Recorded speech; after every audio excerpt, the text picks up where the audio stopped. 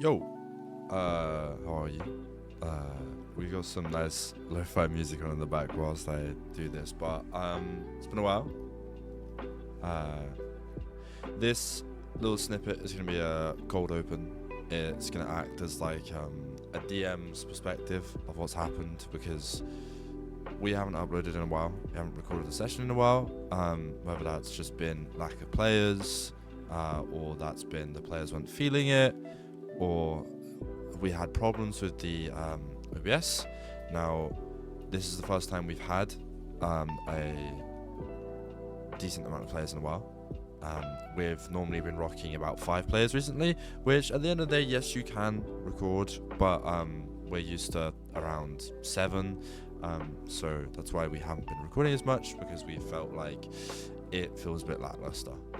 But with people slowly coming back now, we're going to start re-recording our sessions. So that's going to be fun. Something for you guys to start watching, get excited for. Kokomoon is coming back. We'll be taking over a weekly schedule again, hopefully. Not focusing on putting out content or anything like a TikTok, or we can't be fucked with that. At the end of the day, it's just a place for us to put our campaigns out, our vods. If people want to watch, they can watch. If they don't want to watch, they don't have to. It's just a thing of us putting them out there so we can come back to them as well and kind of see our campaign progress down the lines. What was I gonna say? I didn't write a note for any of this. I'm just freeballing it all. The OBS for this session is a little scuffed. It has been a while. I think because of that, we weren't ready to, I say we, me, I wasn't ready to update it. I haven't updated it a huge amount, so it's a bit scuffed. I think the party is still on level 5 and level 6 when they should be level 7. And all of their stats on the video are quite behind, so I need to re-record that and all of that jazz. But yes, the party is currently level 7. The player where Fernan normally is, couldn't make it, so we just filled in another new player for us and put them in his normal spot. So we'll say Fernan at the bottom. That isn't really Fernan, that's Belle, one of our new players. But we have 2 other new players, Tab playing Fabian, our little wizard, our war mage, and we have Yrene, which is a Threadborn monk. So I'm quite excited for them to be coming. You guys won't have seen any of them beforehand, so it's a good start for them to get stuck in. They've been here with us for a while now. Last time we recorded was session 12, when I believe that was at the monastery. We have gone all the way to, I think, at least session mid-20s now. It's been a while. The players have had a lot of fun. They're chilling. We've got a very good session for you to watch today, but I'm just going to provide a little short recap.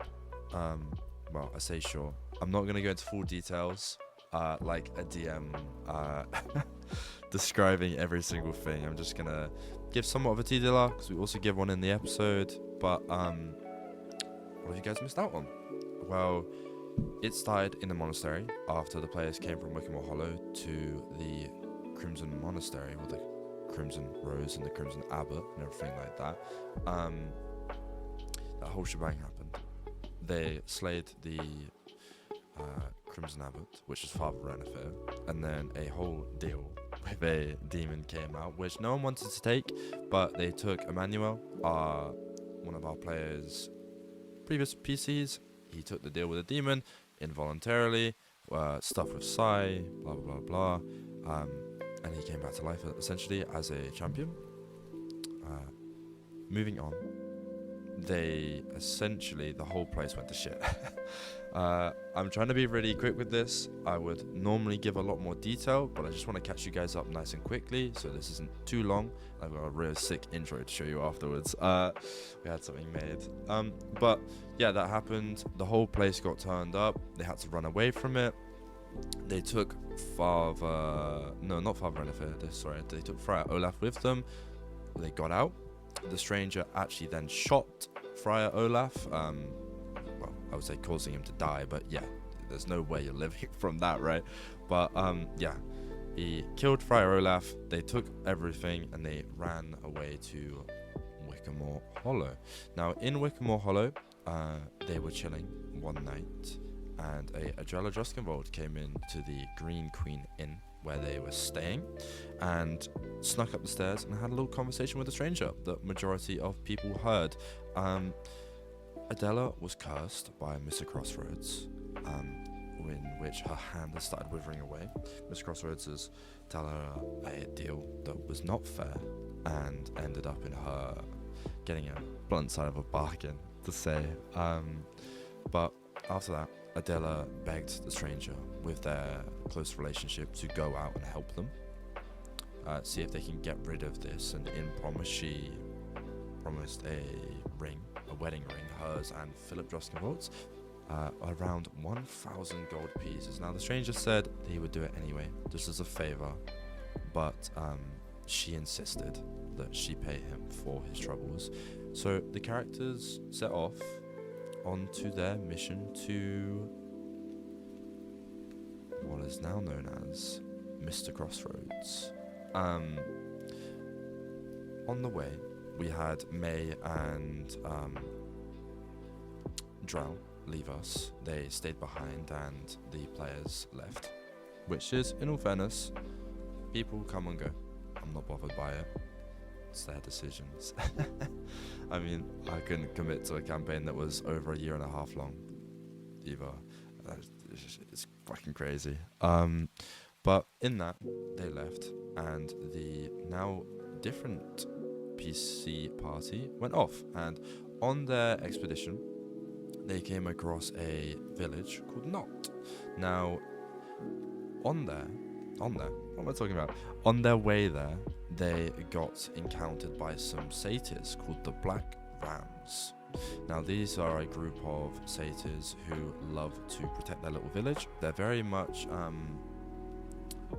acquainted to their little magic and holding on to it. And since these lots, the party, were traveling with things from the Crimson Monastery, they thought they were getting invaded. So, attacking the party then reconciled with them. They invited them in. In there, they learned about the history, about the Iron Dominion and the Crimson Monastery hurting their town, and they were given a nice little reconcile with Stomper and Stomper, the three twins who love to sell magical items on their little merchant, and had a nice little couple days in the village of Knot, going to hot springs, playing some drinking games in the inn. And then on their way out, they were brought in to the town hall, in a way, the war planning room, where they were informed about the village of Knot would help them, in order that they would help shun out anyone that wants to put down a bit of magic in the world. So they were given messaging stones, which allowed them to communicate via long distances, and the party set out to a place called Murkwater Bend. Murkwater Bend is where the now we know Vanderboon, King of the Marsh, as we like to call him, resides. And on their way there, they met many crocodiles. Oh my god, we had so many sessions fighting these massive arcane beasts, and we had a session fighting a crocodile, which Fernan almost died again. He had his leg chomped off, everything like that. And they arrived at Murkwater Bend. Now, arriving at Murkwater Bend, they found themselves in the custody of a special little wizard. This special little wizard is now we known as Fabian, and I have completely skipped over Yrene. Yrene we met at, I believe it was the travel between Wickamore Hollow and Knot. We may have met her in Knot actually, but somewhere along those lines, our little monk. And then we found Fabian, our long, disgusting, fingernailed war mage, who was working for Van der Boon. So, under contract for Van der Boon, the characters went and saw if they could free him in a game of Liar's Dice. But on the way there, the quote-unquote people that Van der Boon had been leading under swore they were attacked by Fernan, or someone who looked strangely identical to him. So seeing him on sight, they raised their swords and got ready to attack. But a deal was made that Fernan would stay in the prison that they have there, whilst everyone else would talk to Van der Boon, play a game of Liar's Dice, and see if they can break the contract or free Fernan. After that, the characters went on their way. After losing the game of Liar's Dice, Van der Boon asked them to kill Mr. Crossroads for them. So, plans intertwining, they get to free Fernan afterwards. Amazing source. Went to the Dead Man's Hand, which is a massive party boat. Massive, massive, massive. And in which they found Mr. Crossroads, and I'm going to put it really, really short and simple. Killed him. They insulted him to death. They called him a puddle pirate, said he was a bad pirate, said he couldn't swim. It's like vicious mockery, but on crack. They just killed him with insulting him. It was so funny. It's a shame I didn't record it. But after that, they went back, took all their stuff back from the Sinner's Shack where they met Mr. Crossroads for the first time, and went back to Murkwater Bend, where our session for today begins. Roll the trailer.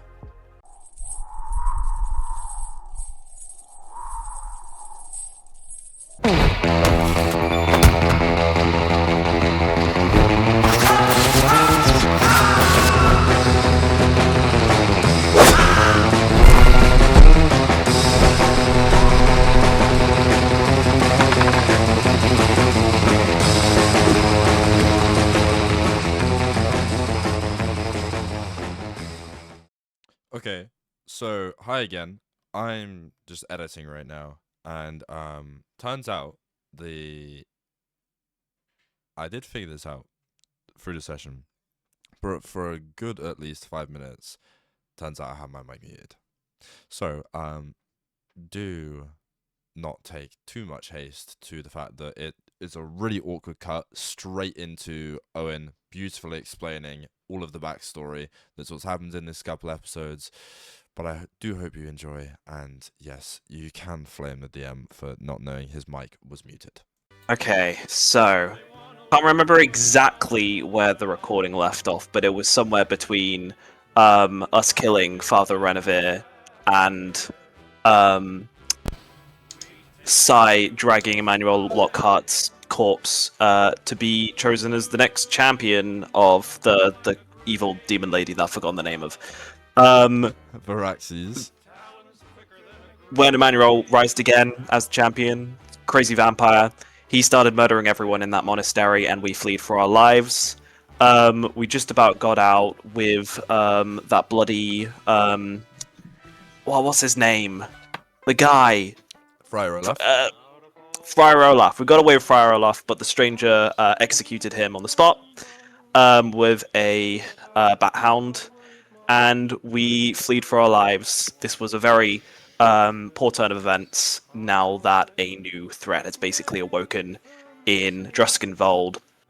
The party returned to Wickamore Village, where we told Adela and her husband, who I've also forgotten the name of, which is really bad because it's Philip of Druskenwald. Told them about everything that happened and that we needed to deal with it. Otherwise, all of Druskenwald would be in danger. They agreed to this with some conditions. We do a little tarot reading. It's all very well and nice. And then we go to the tavern to sleep it off. While there, though, Adele approaches the stranger, asking for a favor. She had basically made a deal with a crocodile folk named Mr. Crossroads, who was a cursed pirate. and her arm was basically withering away. She had made a poor deal and needed us to go to speak to this Mr. Crossroads to get the deal reversed, or just to kill him. Either works. And this would be kind of the bargaining tool we could use to get their help with the whole Emmanuel Lockhart issue. With this decision, we decided to leave Drell Ironhide and May Lycoros at Wickamore Village, fearing that Drell is a very, very controversial figure, and May had been through enough, basically. And we made our way to this Mr. Crossroads through bogs and bayous. We met a traveling cart, a village full of satyrs who helped us out a little bit. We fought a bayou beast and alligators. We went through hell and back, basically. Met the Bayou King, who played Liar's Dice with us, and he was a cheery fellow. And then finally, we made it to Mr. Crossroads, who was on his boat, the Dead Man's Hand, which was this riverboat casino. We did a bit of gambling, we did a bit of merrymaking, and we then faced the crocodile, and we insulted him to death.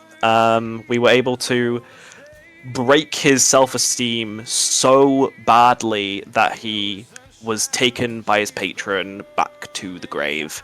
And we dumped his body in the river, stole a bunch of his shit, and now we're heading back to Wickamore Village. Want to know something? That was great. Mm-hmm. But I you. realized after the intro that I actually had my mic muted on OBS, so everything I said, no one heard anything of. But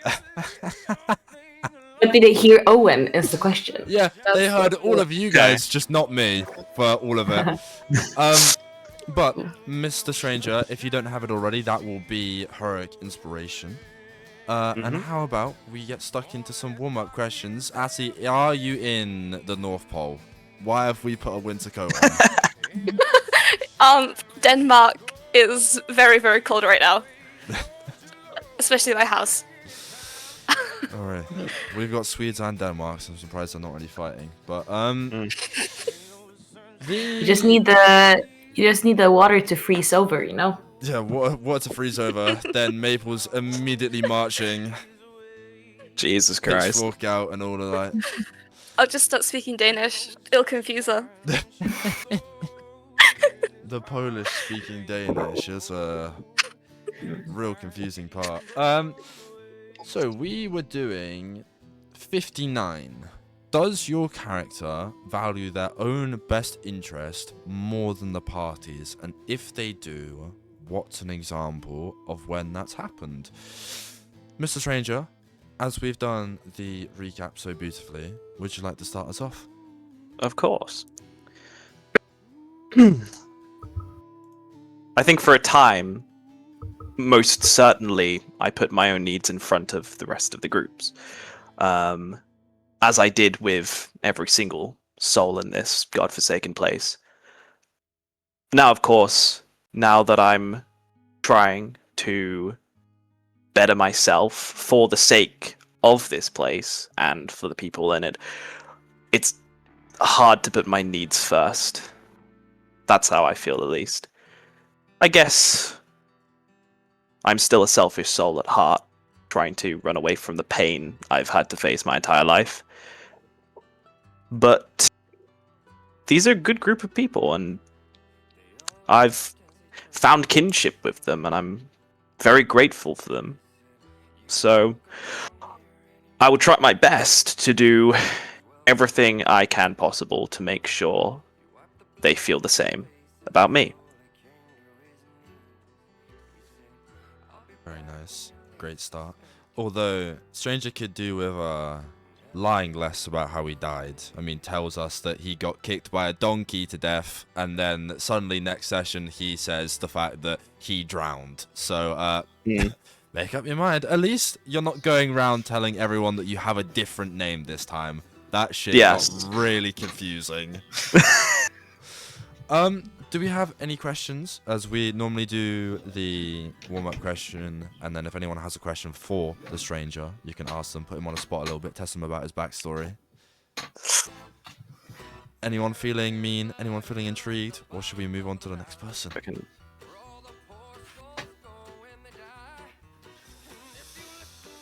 Ooh. Okay. We will move to Yrene. No, I wouldn't say I'd put my interests first. I'm very much community-driven, selfless. It's how I was raised. So I can't imagine myself putting my interests first. Ever, really.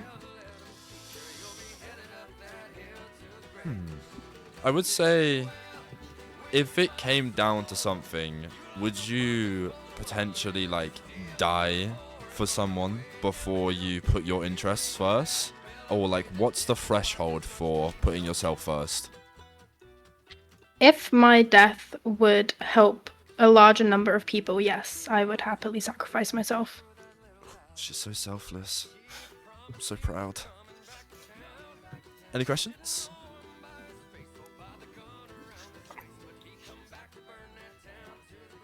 No. Mr. Wizard Man with his pointy-brimmed hat and his long gowns. And his disgusting nails. And his disgusting nails, yeah. Yeah. He doesn't really know, I don't think, because he's been kind of brought up in a one for all and all for one mentality, and he has literally seen all of his friends give their life for him. So he kind of feels like, can I give my life for someone else, or can I give my life for something, for a bigger group now, after every sacrifice that has been done for me, or is it my duty to do that as well? And right now, he's kind of unsure about where he is, or if he is technically a deserter. But he wants to do his best and make sure that people are all right, and in the end, that everyone lives and can be happy, you know? I have a question, because of course we met Fabian at Murkwater Bend before we started fighting Mr. Crossroads, so Fabian is the most recent character to our party. And technically, he didn't join the group out of free will. Is Fabian only helping because of the contract he signed with the Bayou King, or is he helping out of his own interest? In Fabian's mind, he never willingly agreed to that contract. It was just something that appeared being signed for him. So he has been enlisted, kind of, oh, well, okay, I have a job now, kind of. So he doesn't know if it's legitimate, and doesn't really question it. He's just here anyways, because, you know, he doesn't really want to go back either. So being here and helping out is both an opportunity to not have to go back to his regular duties, and also he gets to help out. I mean, he wants to think that he did some good stuff last session and last fight, and he has been valuable thus far, and that feels good to him. So as long as he can be of use or and help, and kind of make sure that everyone and himself stays alive, he feels like he's doing a good job. Very nice. Miss Maple. Little fairy. Session 10. Yes. Yes. Wow. So I probably would put everybody in the party for myself. The only exceptions would be in case my sister would show up, or Ulcer himself would. Most probably. Maybe. I think.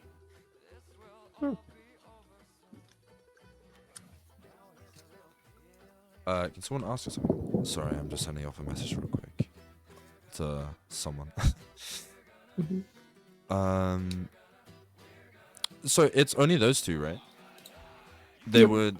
You're kind of selfless in a way. How does your relationship with Fernan then go? Because I know you and Fernan are from the same place, and he's technically a senior for you.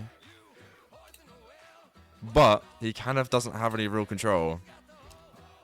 He would probably be the first one I would, like, prioritize with. Oh, Garrison. Heartbroken. Yes, Garrison, you're next. Okay. You're second to last, but Fernan would be last. Yeah. Okay, Maple, you are our cleric. Give us a tier list of who you're saving first and who you're saving last. Oh, that's so mean.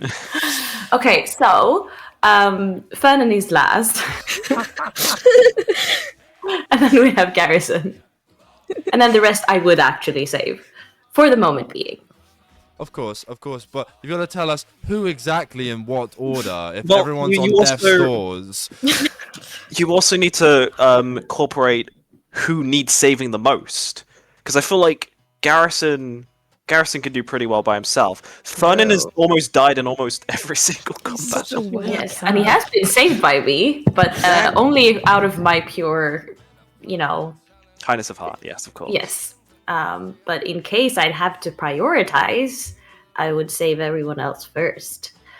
I would probably, since I've known her for the longest, probably Brighida would be the first one. But she can also kind of save herself in some ways. And then it would be Yrene. And then it would be the two new people. I don't know enough really about them to,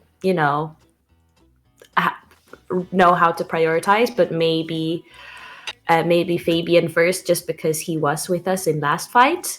Yeah, it's not And Fernand's then- fault he's not in the fight, though. Yeah, but I would still save him last. I don't know what to tell you. I'm jealous of him. That's fair. What can you do? If he just happens to die on my watch, it's not my fault. Oh well, not my fault. I mean, he has died a couple of times now. At some point, it's not my job to bring him back.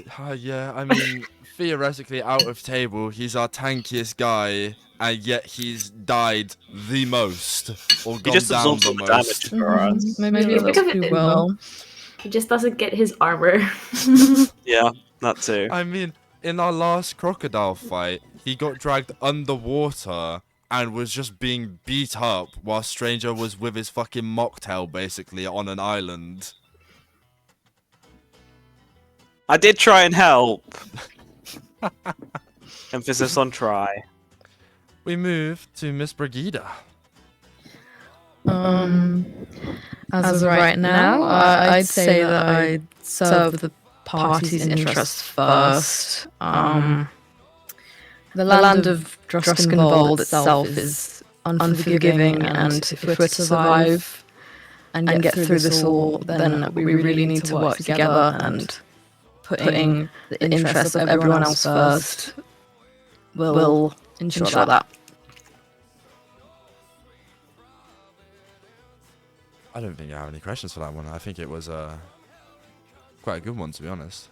So far, a really selfless group. Yeah, that's what I'm saying. Someone needs to switch it up. And that switch up is going to be Atti. And she's going to come in saying, fuck all of you lot. I'm here to put myself first. You all love each other, but I'm fucking hating all of you. So, Miss Atti, you may answer as much or as little as you want. But the same question goes to you.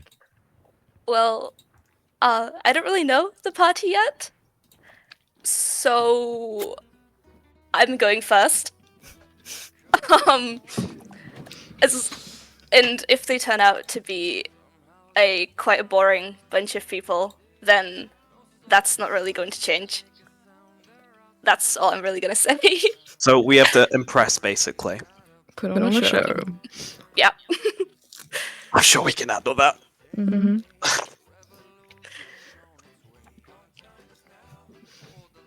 I think you can handle that. I mean, it's not going to be that hard to impress someone who works for Chuckles, surely. I mean, very much so it will be. Brighida is the only one who actually knows who that is currently. Oh, wait, did you play a stranger? Yes, I did. Yes, you did. Yeah, so we two should of you know us. about Yeah. who Chuckles is. He's not a very nice fella, to be honest. Yep. He's a bit cuckoo. Well, how about we get stuck into the session then, guys? Let me change the music, put on something a bit more swampy, and then we'll get stuck right into it. I just want to add as well that I'd probably say Drell before Fernan as well. Nah, that's so mean. That's so mean. Nah.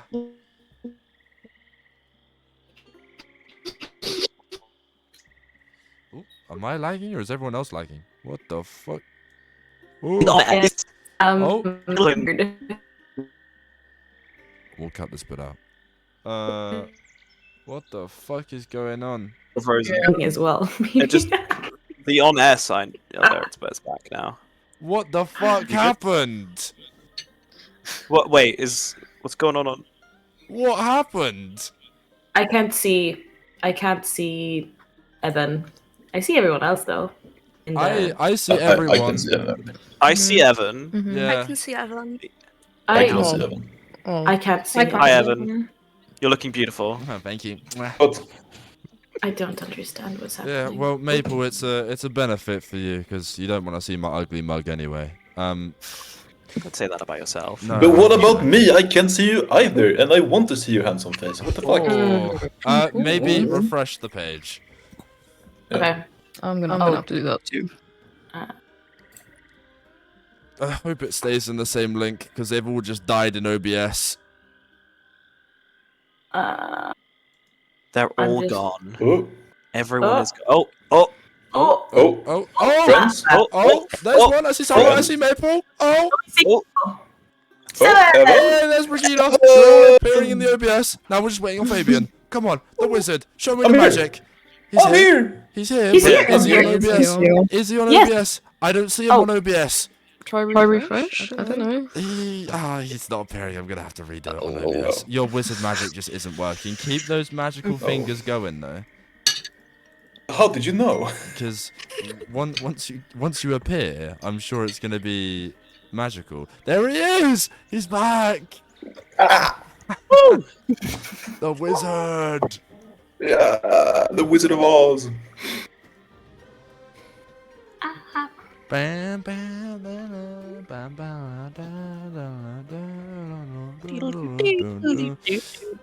Right, ladies and gents, we left last session off at a nice little place called the Sinner's Shack. Now, I think you lot will remember that. Atti, maybe not so much because she didn't exist in Jazmin Vold universe to the party at the current moment. Not to say that she didn't exist normally, because her character has been here a very long time.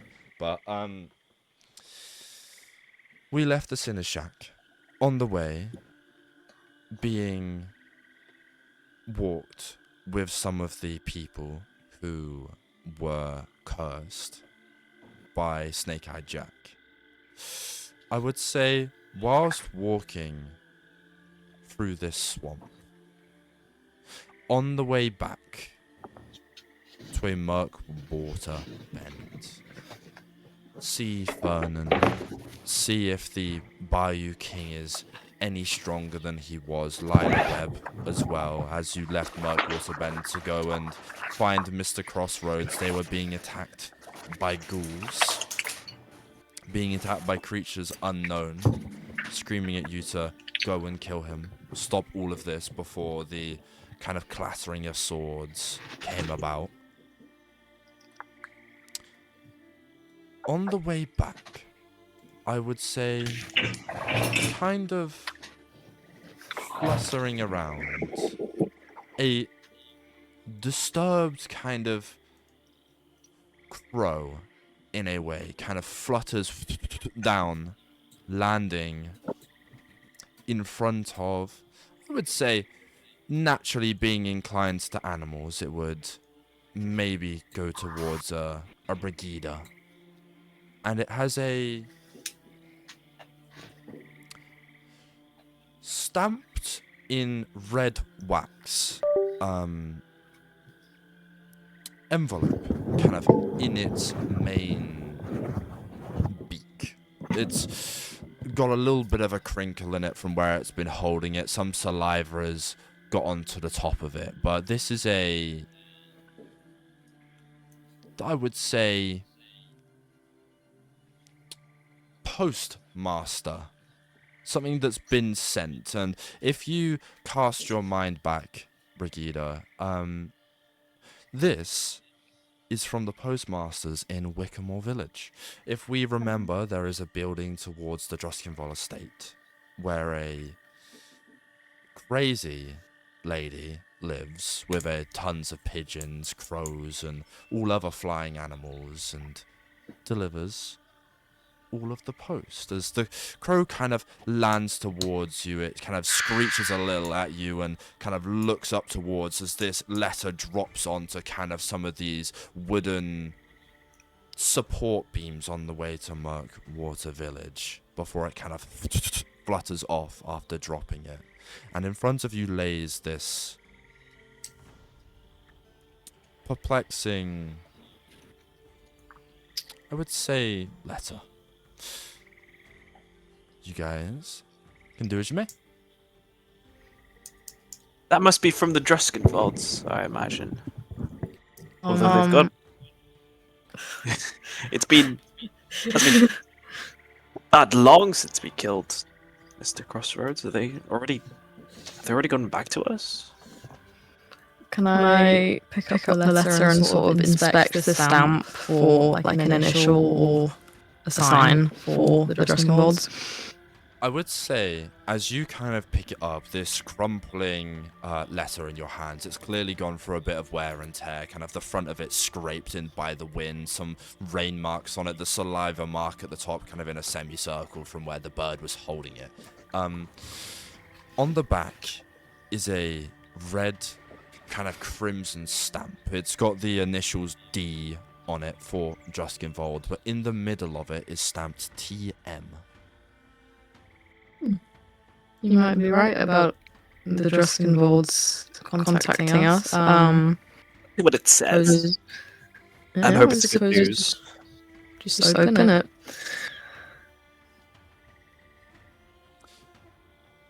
Who is opening it? I guess I will be. Considering I'm holding it. You open it. Kind of this parchment folds out, kind of scrumpled up with a little bit of a bow in the middle of it. This parchment unraveling, written in ink with a woman of quite shaky handwriting, and on the top it says, "To those informed by Adela Druskenvold, Wickamore Village is under a sickness. This plague of sorts, this resonance of infestation, centipedes have been attacking us, crawling in through the walls, attacking innocent people. It's getting bad."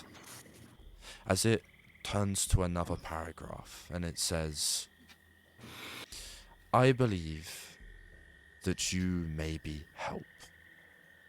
Having heard the rumors of what the Druskenvolds have said about your group, hope this comes to the right person, the right people.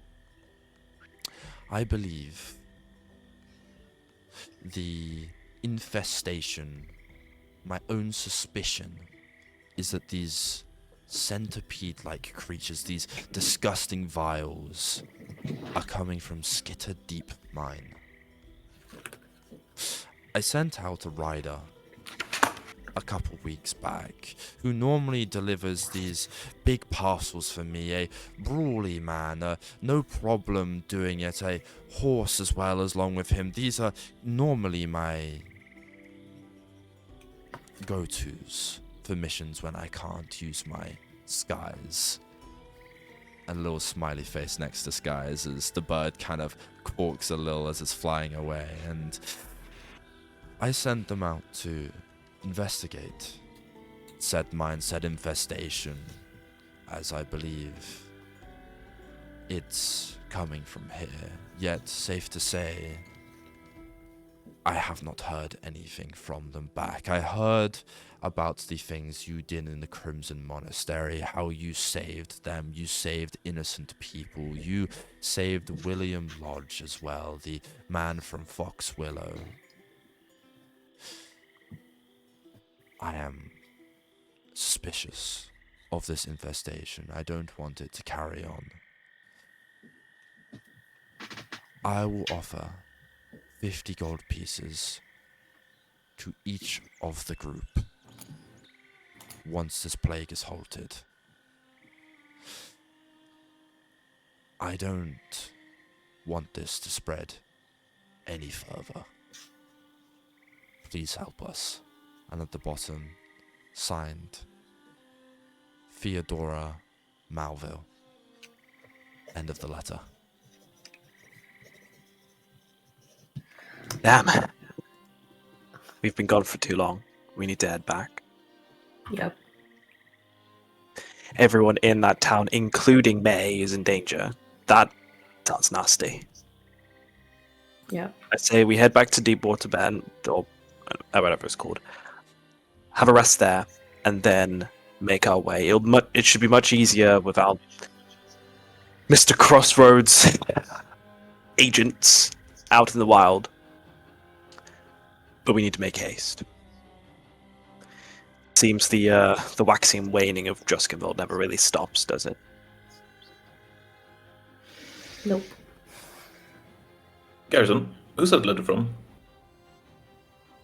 I look at the name. What's it? The name. Theodora Malville. There you Theodora. go. W note taker. W note taker. Yeah. Theodora Malville. Does the name mean anything to you? I've never heard it before. I'm trying to think. I've met so many people, and my brain is still shaky. I think she lived in the post tower, something, or maybe not. Maybe was she the tavern owner? I'm sorry, I can't remember, but it doesn't matter. It's a cry for help. Is it someone we want to help? Well, the whole status of Wickamore is at stake. Even if we don't or do help her, the village is still in danger. We have friends back there. Yep. And is this something that you would want me to help you with? I mean, if you're offering, then of course. It's just a matter of the contract I have with Vanderbilt. Screw your goddamn contract. There are more important things at stake. Mr. Bayou King, whatever his goddamn name is, I don't give 2 fucks about him. You should do the same. I'm just worried that this contract, it's through my life, it's anything that's ever meant something to me. I've sworn vows by this vow, and it's something that has shaped everything that I've done so far. Turning it down would be something I would like to avoid, if possible. Look, this might be coming from an old sinner, so honor isn't my strong suit, but we could really use your help with this. If you're able to find your way out of that contract, or make arrangements to join us in Wickamore Village, then it would be greatly appreciated.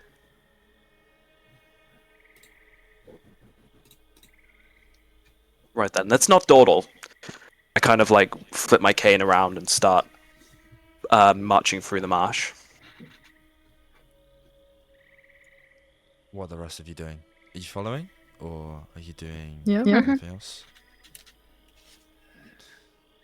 Well, Fabian's worried. And turning his back on the contract would be like kind of recognizing to himself that he is actually a deserter, and he should probably start making plans to hide or avoid any authorities or any of his old friends.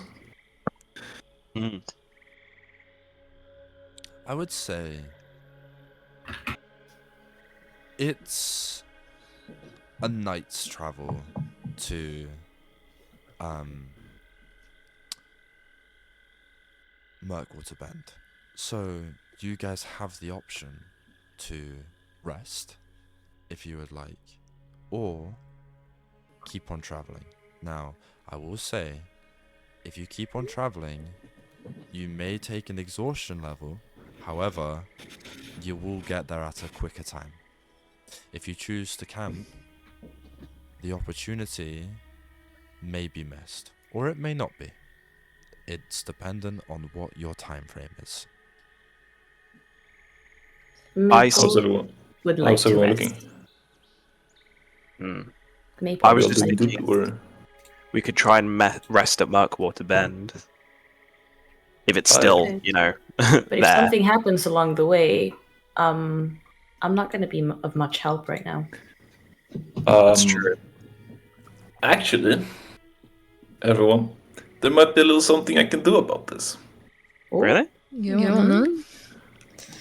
I can cast a little space we can sleep in for 8 hours, mm, which should keep us comfortable and dry and keep us shielded and hidden from anything that might want to hurt us. That could work. that would be nice. So you tell me when you want to stay, when you want to rest, or if there's again preferences. Otherwise, I can start casting it right now. What time of day is it right now? It is, I would say, the evening hour. It's not quite the twilight hour. I would say it's around 9 p.m. To walk to Murkwater Bend, you would arrive there at, 1 in the morning? Yeah. We can stay the night in your shelter, and then we don't stop until we're at our destination. Is that agreed upon? Sounds good to me. Mm-hmm. Great. If you wish. Then I'm going to start casting Leomund's Tiny Hut as a ritual. So Perfect. I move around, and with my long, disgusting nails, I kind of carve traces of light in a circle around us, and then start carving runes around them. And roughly 10 minutes later, we have a little shelter. It's a little force field. You can see any rain that starts falling is kind of smattering off a little dome, and the fog or anything around is like pushed out a little bit from this place. I suppose this magical spell comes with, you know, sleeping arrangements, beds. There's some bedrolls over there, and I point to like some rolled up wool things. That's fine. That's good It could enough. worse. Can we Yeah. pass in and out of this force field, by the way? We can pass freely in and out. And you can see when if Garrison walks first or if I walk first, anyone who steps outside, you can see me just kind of disappear in this little bubble. It's a pretty cool damn spell. It's pretty cool, So yeah. nice. It's pretty neat. Have that right now. No. And you're sure this is safe? We were able to rest here without any interruptions.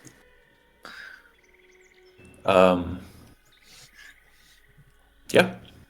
We can move through it freely. All of the creatures and objects are barred from passing through it.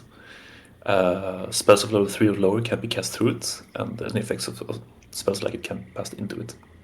Okay. So we will be as safe as being inside. Grand, that's what we like to see. Yep. Alright, we're gonna take a long rest? Everyone take a long rest. Like, yeah. Does this mean we can finally attune to those magic items? It does.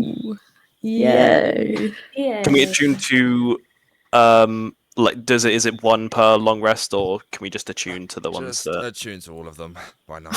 Okay. I know that it's a maximum of 3 Maximum of 3. items. Yes. Yeah. That's fine. And in this little side tab, where's the long rest button? That is a question that you will have to figure out. Maximum, So I actually have no idea. Gotcha. I'm not gonna lie, I'm still just using the main character sheet. Long rest. Yeah, So, I yeah, have big it thing. up like this. I can't be asked. It just makes it a little easier. Okay. I'm going to attune to where the fuck are the attunement? I'm going to attune to the cutlass, toy riverboat, and the bloody fiddle. Oh, all three. Where's my mushroom? I can't find it. I have my little gourd. Wow. Forgot you all have And to attune to that. with the cutlass, is it the legendary one? It is. Cool. Oof, nice. This is a powerful fucking item. It is a little.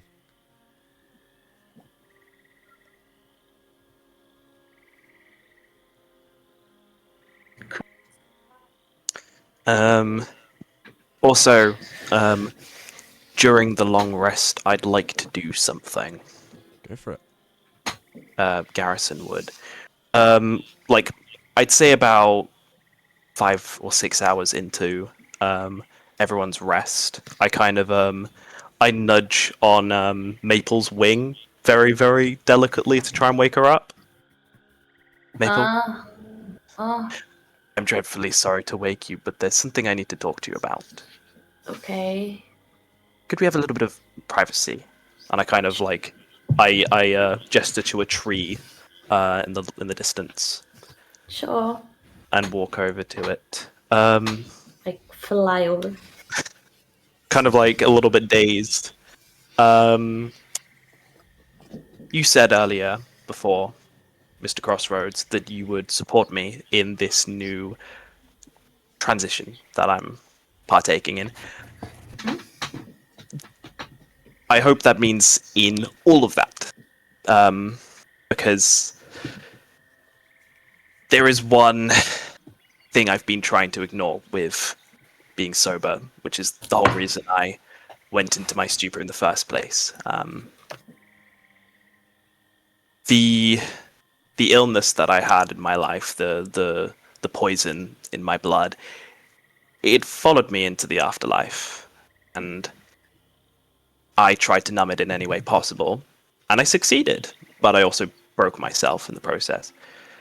Now that I'm rebuilding myself, that pain is going to come back, and I don't know if I can fare with it again. It did kill me in life.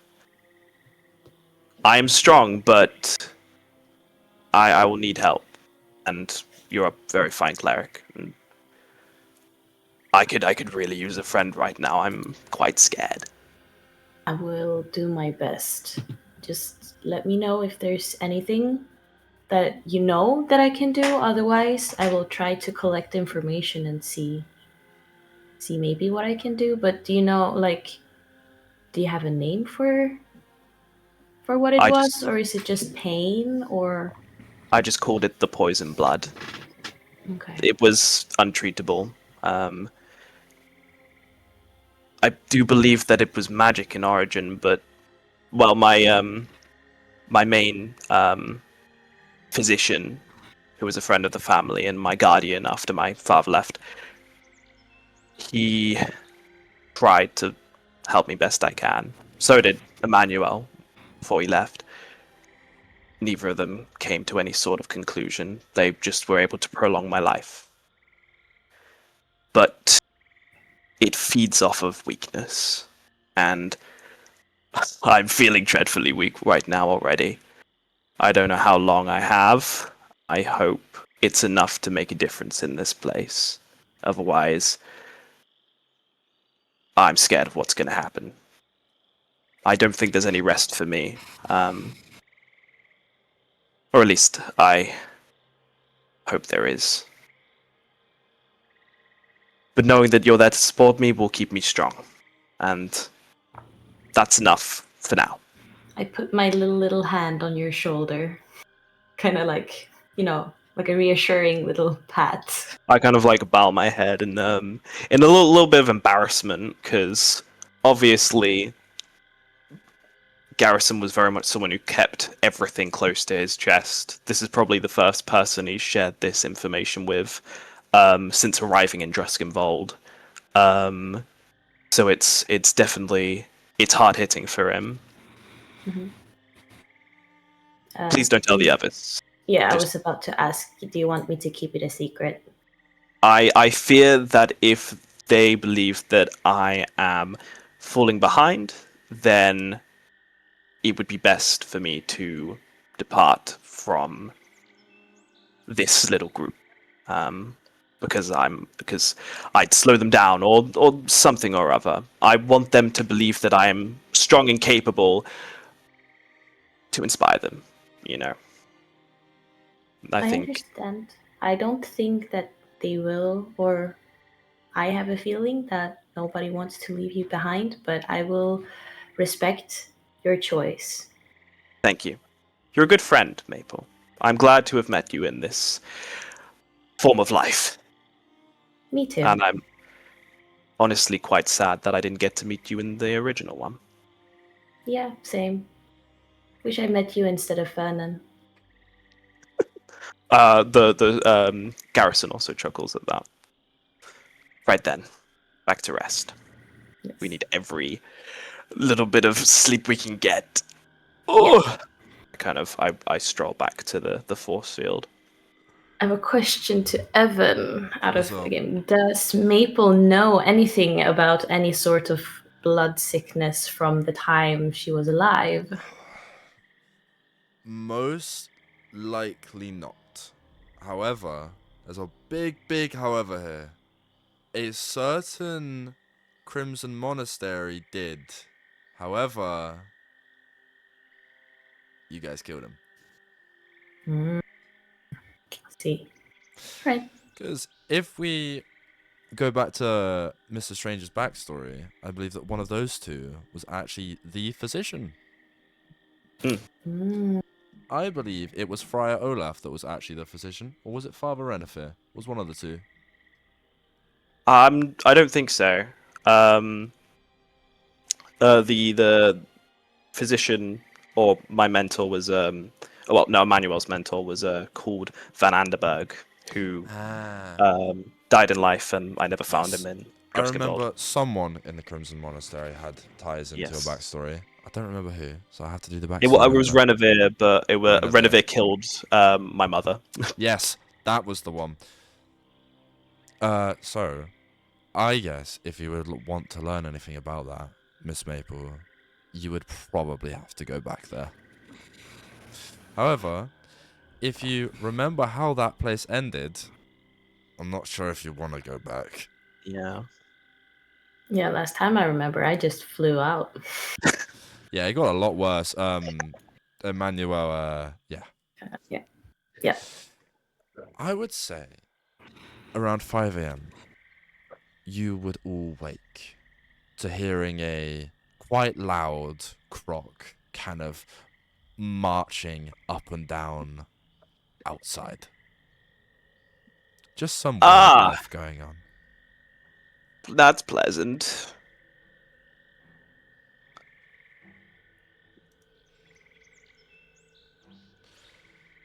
Is it taking any notice of us? No, I mean, it theoretically can't see you guys, right? So you can see it, but it can't see you. It's just nature going on outside. But I would say you all wake up around 5 a.m.-ish, kind of fully rested, ready to go on your way.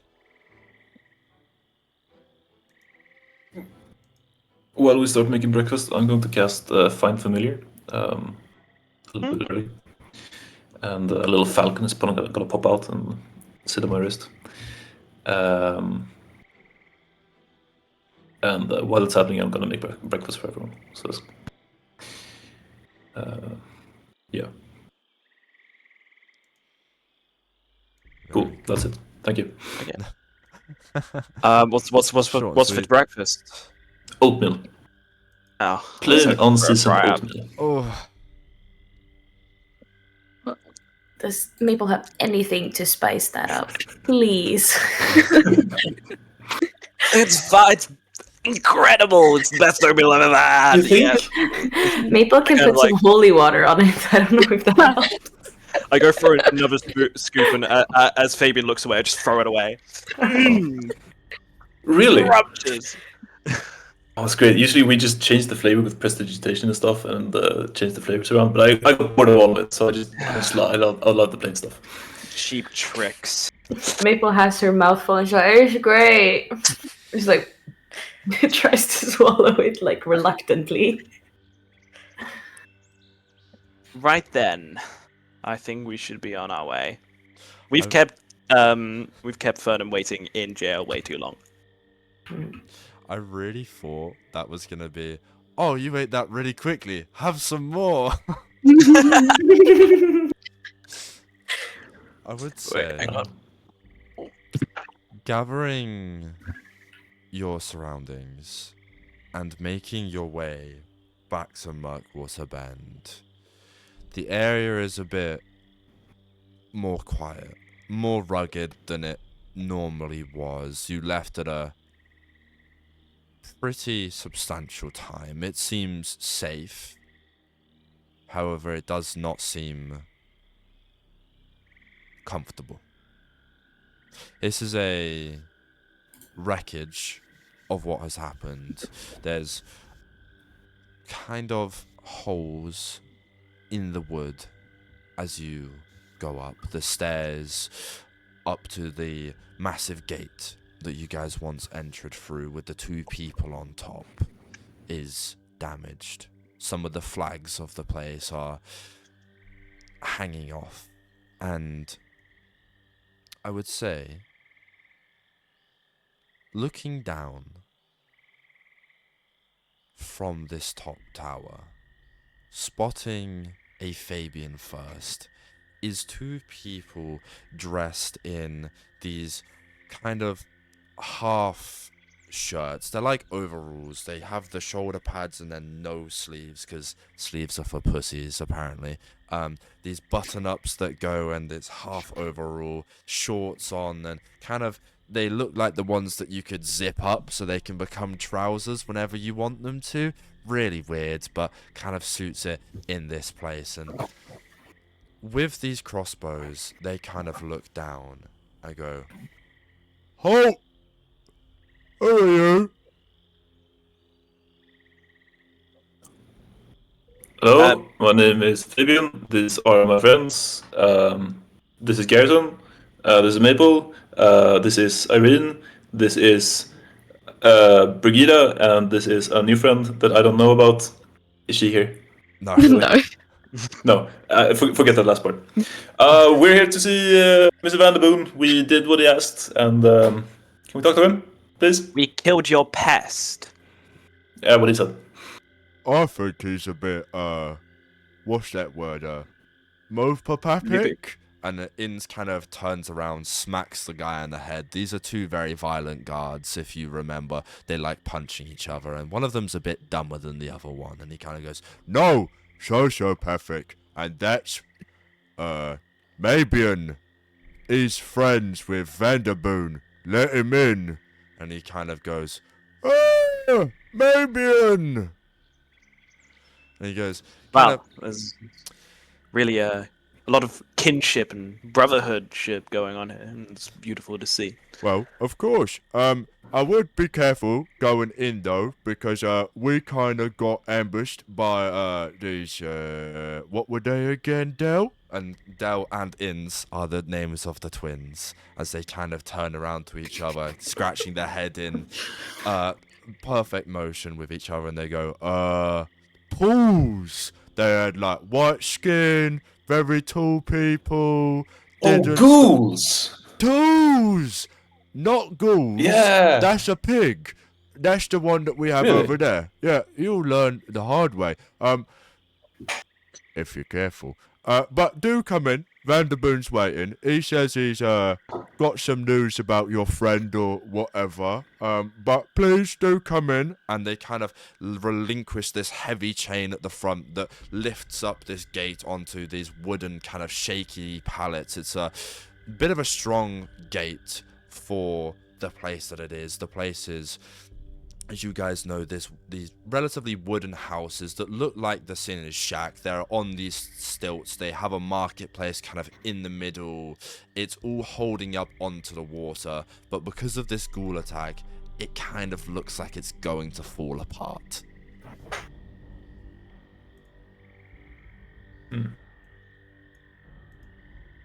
I'm gonna send my Falcon Familiar out and just do a couple laps around the settlement and just kind of scout out the state of everything. Is everything in shambles? Do people need help? Is everything fucked? Or As I said earlier, it is safe, but not comfortable. It is Right. make sure you're walking with a correct pace. Vanderboon gave you the permission to run away. However, everyone else here may think you're a traitor. well, let's hurry up then. Right. Straight to the keep or straight to the main place? With a quick step. Straight to the main place? I'm gonna like usher everyone else. Be like, come on, let's go quick. Right then. Go. Coming to the main hall, the large wooden door, the kind of circular one that has splits in it, has holes in it where you can see visible swords are stuck in it, daggers in the handle of the door, holes in it where you can see into the kind of town hall, where you can see the throne where Vanderboon normally sits, his leg, some of it where he's sat currently. It's like you can have a little bit of a peep squeak at him through the door, but this door feels like if you turn this handle, it's going to fall off its hinge. Do what you like. Right. Make our way through. Do we just open it normally then? Yeah. Just kind of nudge it and it falls over. Yeah. I'm gonna be very careful to like try and open it correctly, but and if it breaks, I'm just gonna stand there very sheepishly, like, oh, that was not the intended path. As you slowly open this door, with a slow and creaking slam onto the floor, it falls onto the wooden kind of hard face, and in front of you is a turned Lila Webb trying to realize that the door to their place has now been fallen off, and a Vanderboon, smug looking, very confused, and turned, he goes, "Well, that was an entrance." This place is looking lovely. What happened? Well, Love what you did to this place. ghouls happened. Yeah. They happened all over the place. Mm. All right. We killed your cock. We're all settled then. Don't have to, gamble with you anymore. That wasn't fun. Mm. We want to be on our way with our friends. If that's all right with you. Friends? I thought you only had one. You've been hiding Yeah. someone. No. We need everyone. Everyone here and then Fernan. And Lila kind of looks towards him and goes, "He's not being aggressive. He's just stuttering over his words." And he kind of looks over, scowls a little and goes, "Alright. As you completed the mission, as we learnt realistically the hard way, as Snakeheart Jack sent all of his fucking minions after us as soon as he learnt that you were coming for him. Sorry. You also kind of forced us to go there, so.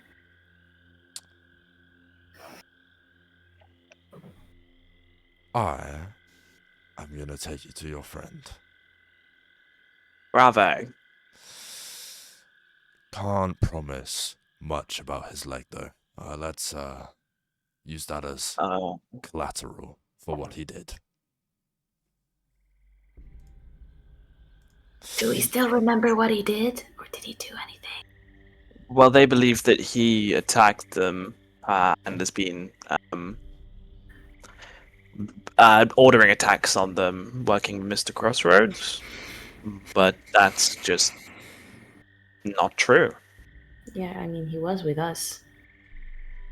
As Vanderboon stands up, kind of, you hear the thud of some of his armor and some of his clothing hitting the floor as his gowns kind of follow him down these stairs, walking down. He takes out his short sword from his kind of sheath that he has on his left, some of the purple on it following, etched with some of the sigils that Snake-Eyed Jack had, and he points it towards Fabian. I believe we have some talking to do.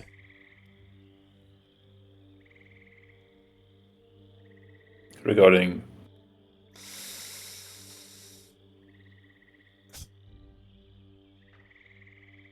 That exactly.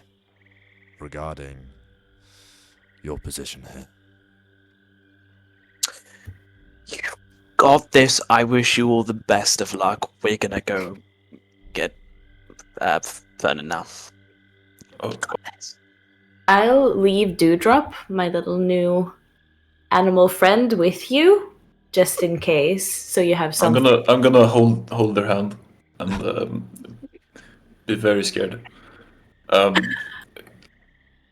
need an emotional support animal right now, and Frederick the Falcon is kind of off flying, so this is gonna be great.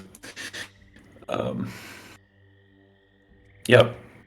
Lila kind of tuts under her breath a little and goes, Vanda, you don't have to scare them like that. It's just a civil contract meeting you're having. And he kind of looks towards her, side-eyeing her a little. Go with her. We have something to discuss. Well, Right. if you guys would like to follow me, I will take you to your friend. As you see, like, Lila's visibly a little scared by Vanda right now. Not normally like this. She is kind of like a little sister to him in a way where she rage baits him, she hits him round the head, everything like that. But in this instance, she's a little scared. Taking out the majority of the people from the building, stepping over this door frame, we arrive at a majority iron building. This heavy door in front of them. No signage on it. No windows. Completely dark in here. It's like cells, but for being tortured in a way. And Lila moves her hand, puts it on the hilt of the door, and kind of turns around and says, well, I do apologize for what you're going to see in here. It's not exactly in the top shape it could be. They may have had some words with your friend. Oh, that's fine. He's been tortured before. And he's already lost a leg. It's kind of like... He's been through the wars, that one. And died. Lila grips it with all of her fingers and kind of slowly unlocks it and opens the door to this room. It's a rectangular room, iron bars that separated in the middle. It looks like it could hold about 10 different people. It's quite long in its way. In the front one, next to the floor, wooden iron buckets filled with liquids that you don't know the name of, don't know what it looks like. It's just a black slosh in a bucket. On the floor, kind of trickling along your foot, is a liquid that, with the light of the door, you can see that it's blood. Short swords, daggers hanging from the ceilings, chains kind of tied up into the corner, handcuffs in all of the cells. And walking down, a little blue light dimly shining, is in one of the cells. He's in there. And she kind of gives you the key, her hand shaking a little bit, to Brighida. You look like the strongest one. Gives you the key. I'll let you let him out. And she goes out, quickly slams the door shut, and goes back to where Vanderboon is. What did they do to him? They're acting like he's dead. Hope not. But yeah, no hesitation. Just gonna open the door. What's the worst that can happen? In the complete darkness of this, I would say you need to get right up next to Fernan to see him. Unless any of you would like to cast something. I mean, my staff, I don't know how much light it sheds, but It is would that be in dim light Mhm. that goes 20 feet in a circle. So it would be enough to somewhat see in here. But I saw. you can go up to him anyway if you would like.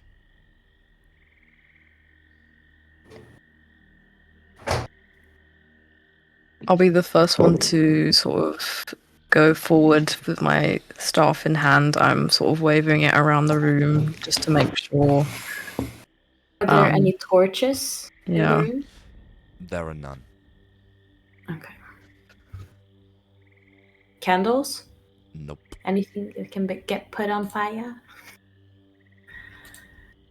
Damn. Not that you know of. There may be stuff in the room, but I'm a DM who lies, so you'd have to go search. Okay, I'll look for something like a candle or a torch to kind of light up. Go for it. I also approach Fernan. We will do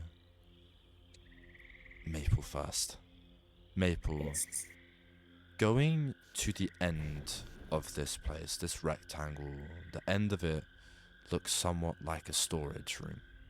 This open storage room, no doors, everything they use can be seen on the floor, collecting all types of diseases in it, rust, bacteria on the daggers, everything like that. There's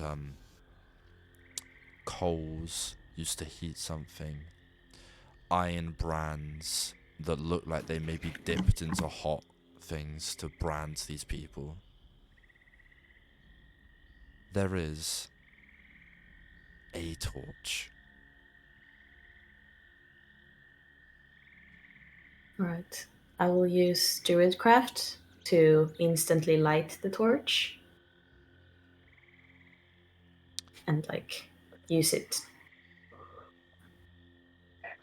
for light. Lighting this torch, scouting the room around, instantly into your vision are people led on the floor, dead. Some of their arms chopped off in front of them, bled out. Can see the bones sticking out of their legs, one thigh cut completely open. Infected at the edge. Someone's arms hanging from the ceiling, head on a spike in the corner. The stench of metallic blood hitting your noses. Fernan and many more weak others, some with quite aggressive looks on their faces, appear into view. Now, Mr. Stranger, you wanted to go up to Fernan, right? Mm-hmm. Fernan, led, weak on the floor, face purple, orange, green, blue, from all of the bruises he has been tanking. The punches to the face, the slices of daggers that have been kind of going across his face, infected. You can see the green of it around him. Leg cut off, left to rot on the floor. Hands tied up onto the wall behind him so he can't get away from anything. Head all the way down. Hair in front of his face, kind of hovering and hiding his mug. As he looks up at you, you can see his mouth is completely filled with blood. Where these normal white teeth would be are now completely stained yellow, orange, and red as he spits out a tooth right in front of you, and blood spills out of his mouth.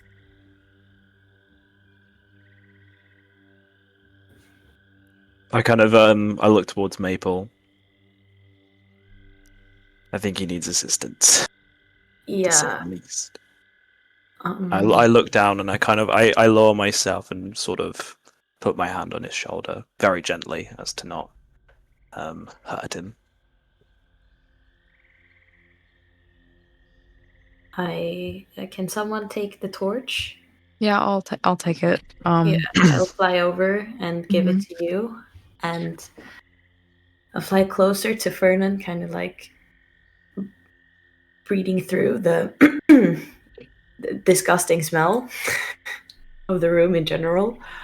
And I will cast Channel Divinity and use Divine Spark with my holy symbol. So I'll put the little acorn towards Fernan to restore Fernan 2d8 plus 5. Cool. So I will roll 2d8 and then just plus 5 that. Great. 14. So 14. Yeah. What does it look like?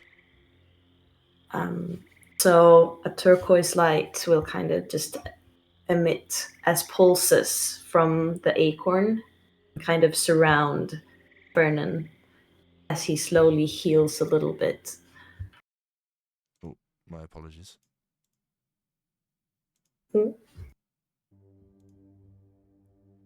Turns out I can't add more sounds whilst the current sounds are playing. Oh. It's a shame, but oh well. Healing Fernan, you see some of his wounds close up. His foot, from where it's been chopped off, the stump of it heals. It goes into a more of a peg leg situation. The cuts on his face close. The infection is going away. In a way, it's being weeded out of his system. Whilst laying your divine powers onto him from Ulcer with that turquoise light, a slam onto the cell next to you, rattling the cell, and a deep laugh comes out of a man who looks like he's in his mid-40s. A long hair to him, skin and bone on him, porridge all over his face from where he's been too weak to eat it himself. He guttural laughs kind of towards Fernan and talks to you. There's no saving him. He's been beat up the baddest in here. They fucking hate him. But why? Why do they hate him so much? I still don't understand. Well, as you can see him shaking and his smile kind of goes almost a bit crooked, where the corner of his mouth kind of go up a degree and his teeth are shown.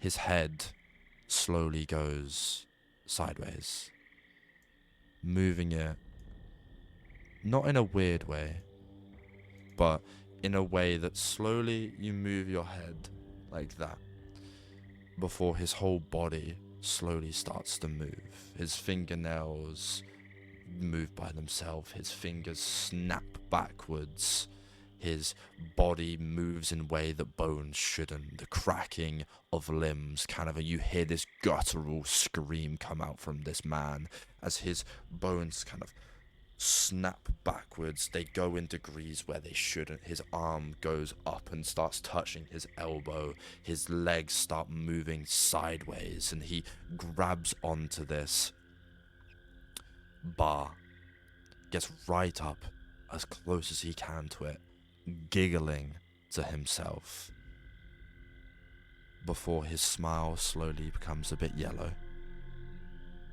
His clothes start to change. They become a top hat adorned on top. They become a tuxedo. These smart shoes on the floor that look out of place. His skin becomes a fleshy, rotting sensation. The smell of metallic blood mixed with a rotting... And he looks at you. I wouldn't trust anything he has to say. That man, even from the crooked man himself, he has some things he shouldn't have meddled in. Before you hear him giggle as he slowly starts to step back into the darkness. As he does this, I sort of unholster my gun and point it at him. But as he disappears into the shadows, I can sense that he's no longer there. Well, that was terrifying. I kind of look towards the party, and then look down at Fernan. We need to get him to safety. This is no place for us right now. I sort of kneel down to Fernan. Do you think he can get up by himself? You need to untie his hands first. Yeah. Um, You could just beat them off, to be honest, from the wall, probably. Wait, is it like a metal or is it rope? What is his It's- hands tied with? It's metal. Okay.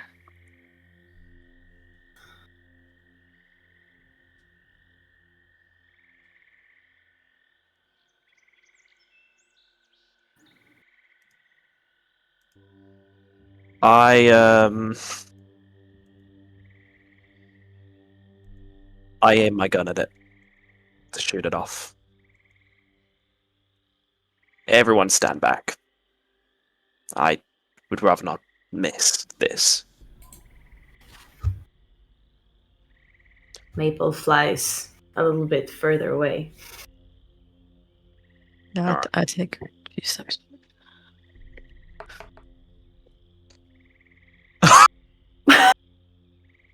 Natural one! I don't think you have to roll to hit it. Luckily. Well, that's still Great. That would have been funny. It would have been so funny if he just shot Fernan accidentally. Just like, Fuck, sorry, Fernan. I shoot the cuffs and break him. Shooting both of the cuffs, Fernan immediately slumps completely onto the floor. His body so weak he can't hold himself up, laid out onto the floor. And from behind, I would say, you hear a little giggle. Again, I turn around to face the owner of the laughter. Atti? Oh. What does your character look like? She's got pink hair and she's very lanky. I don't know what else to say right now. Suddenly seeing this in front of me, you're not. Who are you? I'm just kind of here. Okay, well, I'm sorry. This is kind of a. I look around the party. We're kind of in a moment. If I'm sorry, who are you? Wouldn't you like to know? Who am I? I kind of can I make an investigation or an insight check? You can try. Inside. 21. Okay, Atti. Mhm. He knows you're from Pico. However, you can give him as much detail as your character's backstory as you would like for him to know. Okay. Well, he'll know I'm a pirate, I guess. And he'll know about, like, kind of that I got into jail from trying to rob a little child from the gummy worms because I saw them and thought they looked funny. I kind of look down at this stranger. Look at my own garments, and then I just. Are you from Pico? Oopsie! I lived there for a bit. It's fine. I used to be part of the revelry. Not anymore, though. These are my friends. Everyone, this is a jester, clown, and I kind of look at her clothing, garments, and stuff. Pirate of sorts. She's how do I put this politely? She's a bit of a troll, or a trickster, or a prankster. Yes. Respect. So you remember when you first met me? Yeah. Sorry. It's not your first rodeo. It's fine. So are you in jail? Is she in jail? She is. In a different cell. She's in the one directly across from Fernan.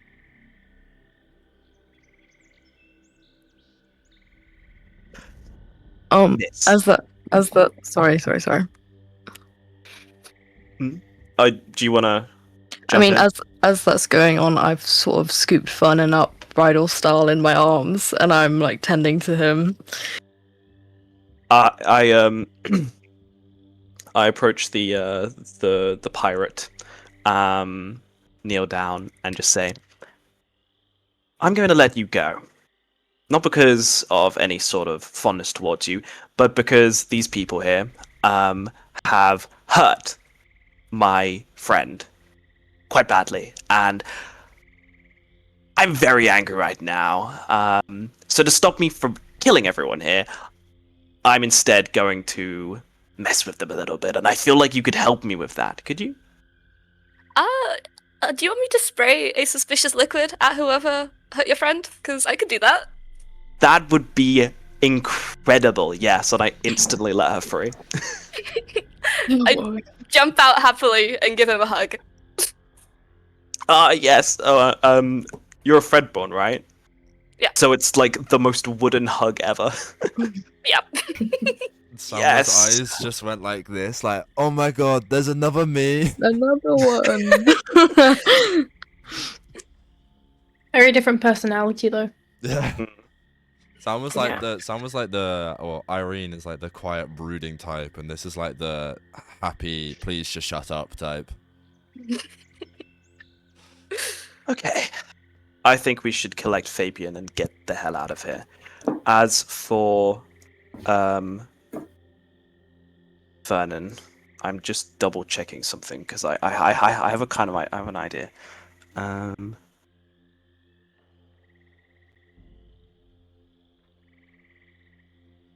Yeah. As for Fernan, for now, he is not in any fit state to travel.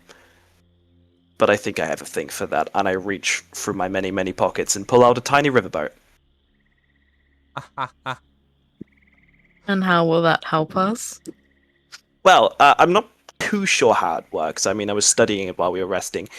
It looks like, and I kind of tinker with it for a bit, and then suddenly, all of us transport into what what looks like the dead man's hand, like after we liberated it from Mr. Crossroads.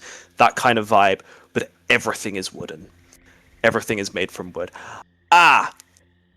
Yes! Welcome to my riverboat. You have a riverboat? I have a riverboat. It's quite wooden right now, but I'm gonna work on that. For now, I think we should keep Fabian Fernan here, so we can rest up. With that said, where's Fabian? Yes, we should collect him. And Where is this boat, by the way? it's on the floor right now. Oh, it's just... So- okay. We've been miniaturized. Yeah, Okay, yeah. imagine Honey, I Shrunk the Kids when he puts his wife in a dollhouse and that house suddenly becomes her normal house. That is essentially what has just happened. Mm. Great. Also, I'm even smaller than usual. Wow. did this while holding it. So, for a moment there, it's like all hell is happening. We're flying everywhere and suddenly it lands on the ground. I don't think we should stay here for long, but let's leave Fernan here to rest. Very I can well. check in on him as I please. And I kind of like I look around to see if there's any sort of off switch transport back, and I kind of just I channel all my hex magic in my magic hands, and suddenly we're back in the room. But Fernan isn't. And I carefully pick it up and look in the window. There he is. Ah, he looks so cute. Oh, he's really fucked up. Okay, that's one problem sorted. Now for the next one. And then I look back at Pirate Lady. You go do your thing. What's your name, by the way? You can call me Belle for now. That might be my name. I don't know though. Not this again. We've been in this rodeo. We love a repeat, don't we? See where you get it from. Interesting. My boss is very kind and funny and hilarious. Ah, your boss, is that Chuckles? No. That was really convincing. I'm very convinced right now. Don't Well, worry. I have two bosses. Oh, who's your second boss? You're not going to tell me, are you? No, it's my mom. Big Mama. Ah! That's great. If anyone wants I to missed make a history check and succeeds, I will send a photo of what Big Mama looks like. Okay, I'm I so will gonna do make a that. history I will check. do that. 15. Okay. We'll do it. Dirty 20. Oh. Oh, I got a natural 20. So guys, this is what Big Mom looks like. Waiting in anticipation. Oh, that big one. Right. Oh, fuck. It's Big Mama. Oh my god. Okay. Big Mama Pirate Lady. Yeah. She's about 30 feet tall. That's like 10 maples. Uh-oh. That's like huge. Or more than 10 maples. She Yeah. could smother us. I bet you would like that, Garrison. No. The stranger would like that. I'm quite fine, thank you. Okay, fair enough. Well, Okay. Yeah, I miss my mum. that's nice. I miss mine as well. She died when I was a child.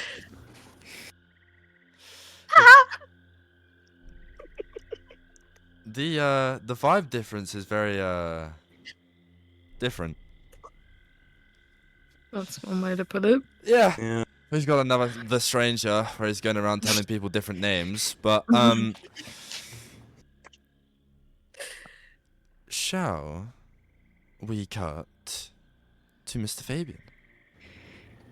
Left alone in the town hall with a certain Vanderboon. He kind of pulls out his short sword a little more, tips it at your neck, kind of tucks it up a little bit to force you to look up, starts kind of circling around you, and goes, "Well, you killed the Krog, but tell me how." You wouldn't believe it.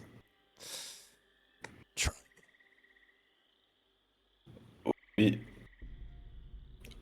We insulted him to death. You're joking. I wish I was. You're telling me the person that I had to go fucking guts hell against, you called a puddle pirate, and he died? We called him worse than an alligator, and that we said that he couldn't swim.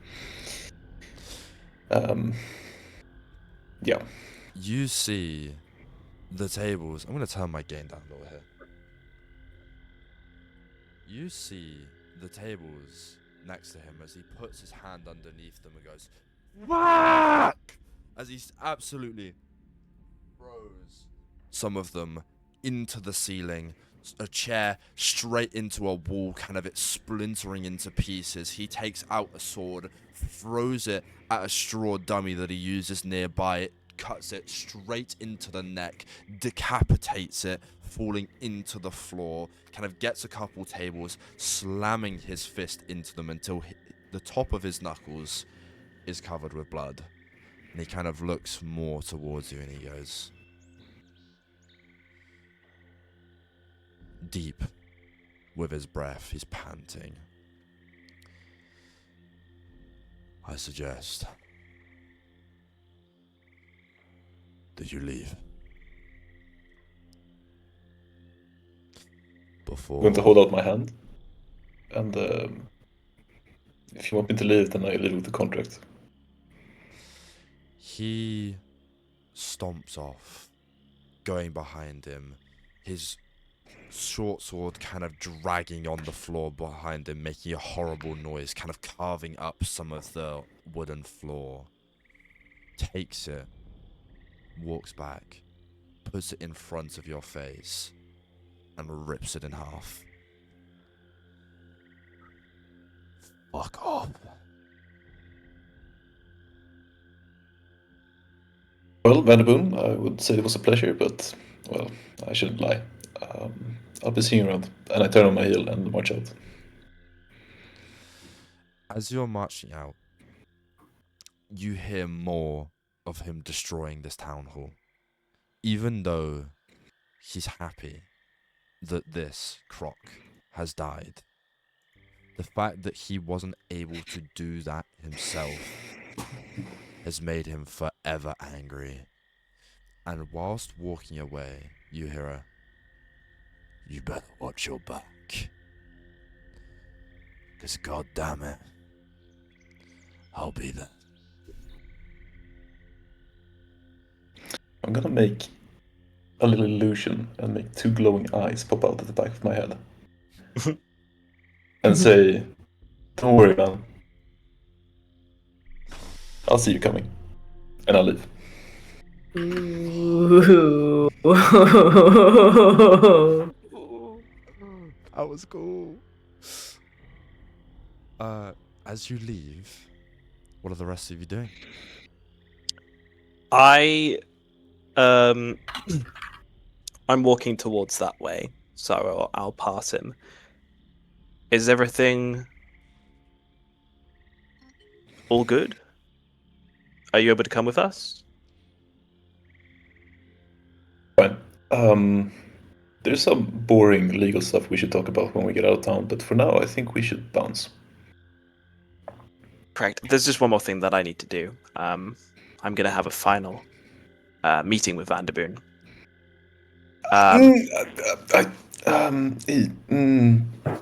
I'm sure he'll be happy to see me, and I kind of continue walking along. Oh, okay. Wait I'll for be me like- at the gate. Dewdrop. Yeah. Come back. Yeah. And I'm gonna walk out and try and find some cinnamon. Make his life a little Because I can tell that they didn't like my oatmeal. Aw. Thanks. But also, sorry. No, I mean, it's fine.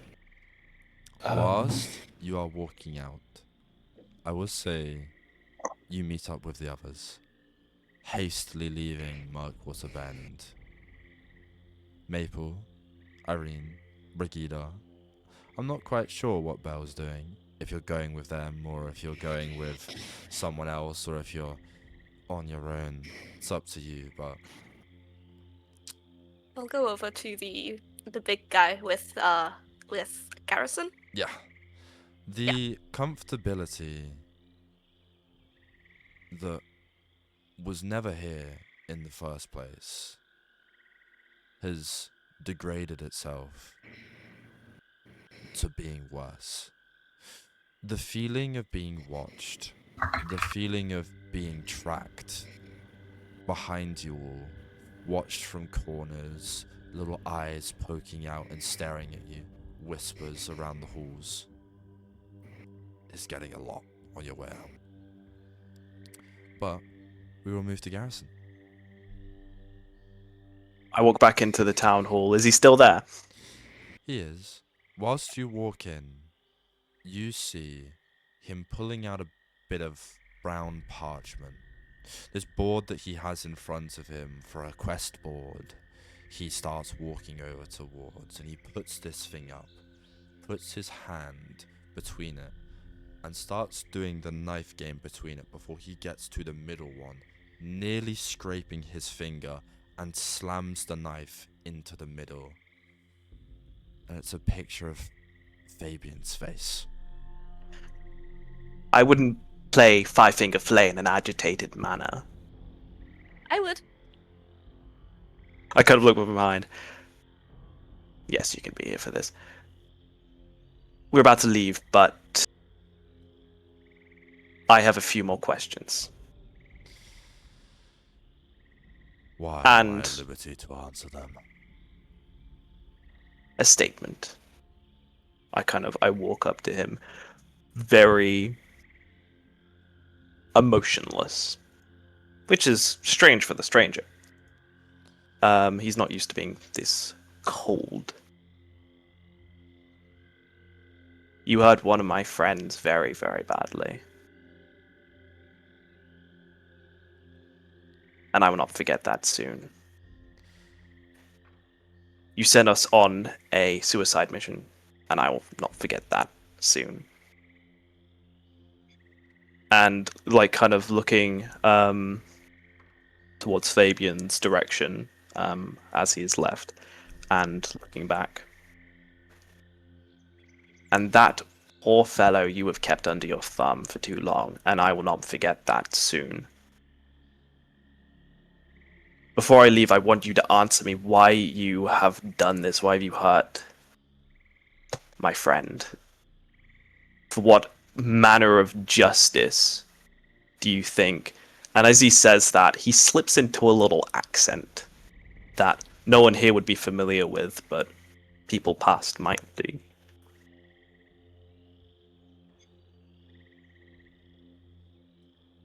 Are you threatening me?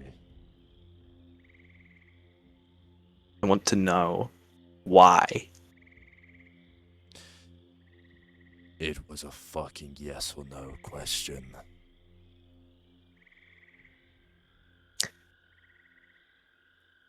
From my belt, I raise Captain Brixie's cutlass. You know what this is. Of course. The cutlass of Mr. Crossroads himself.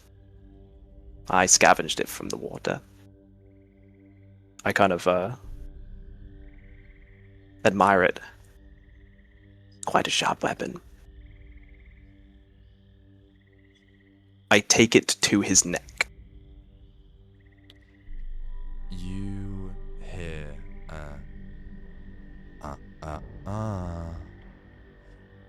I wouldn't do that. As he doesn't move a muscle. Why not? 20 guards walk into the hall, all with their weapons drawn in a circle around you. You make a move on me, they'll cut you down before you even try. Maybe it would be worth it to get rid of scum like you. Measures had to be taken to get him dead. Fuck around. Find out. I lower the weapon. But I hope you take the pleasure in knowing that we did what you could never have done. Kill that fucking croc. And for that, I'm forever grateful. Fuck you. And then I leave.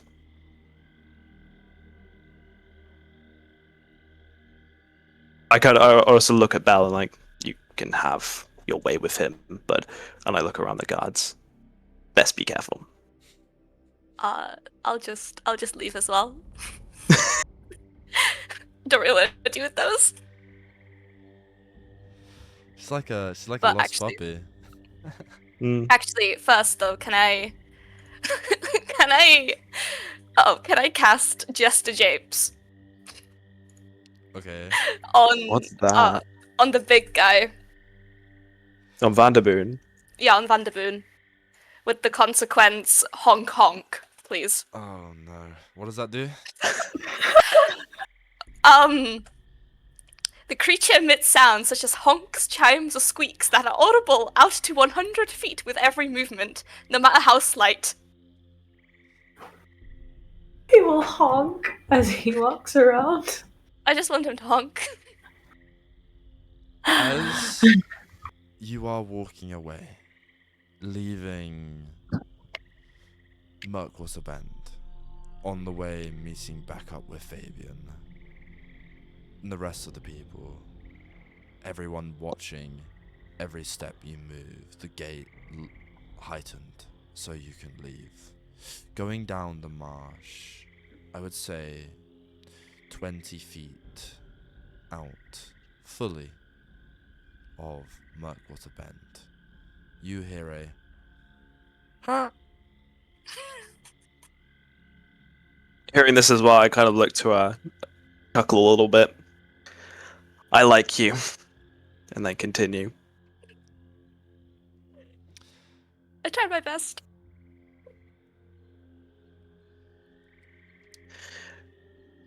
I feel Kind of like you lot have some talking to do with each other.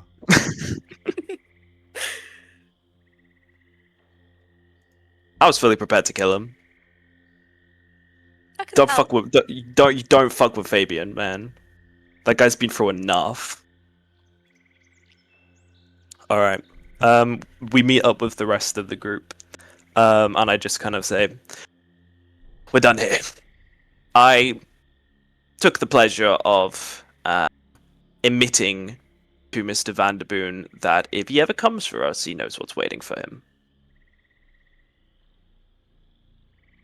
Let's leave before we overstay our welcome. And I look towards Belle. You're welcome to come too.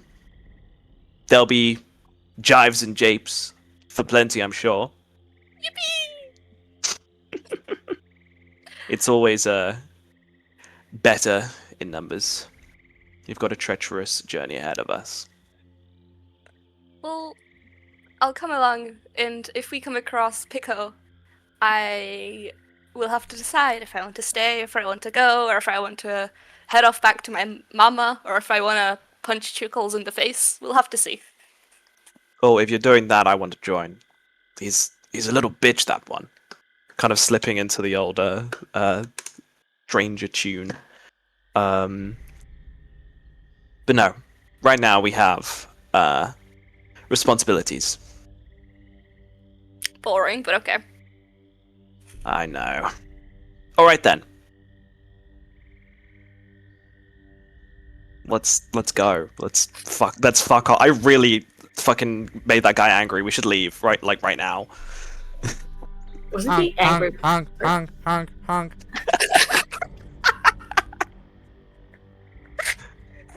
Yeah, don't worry about that.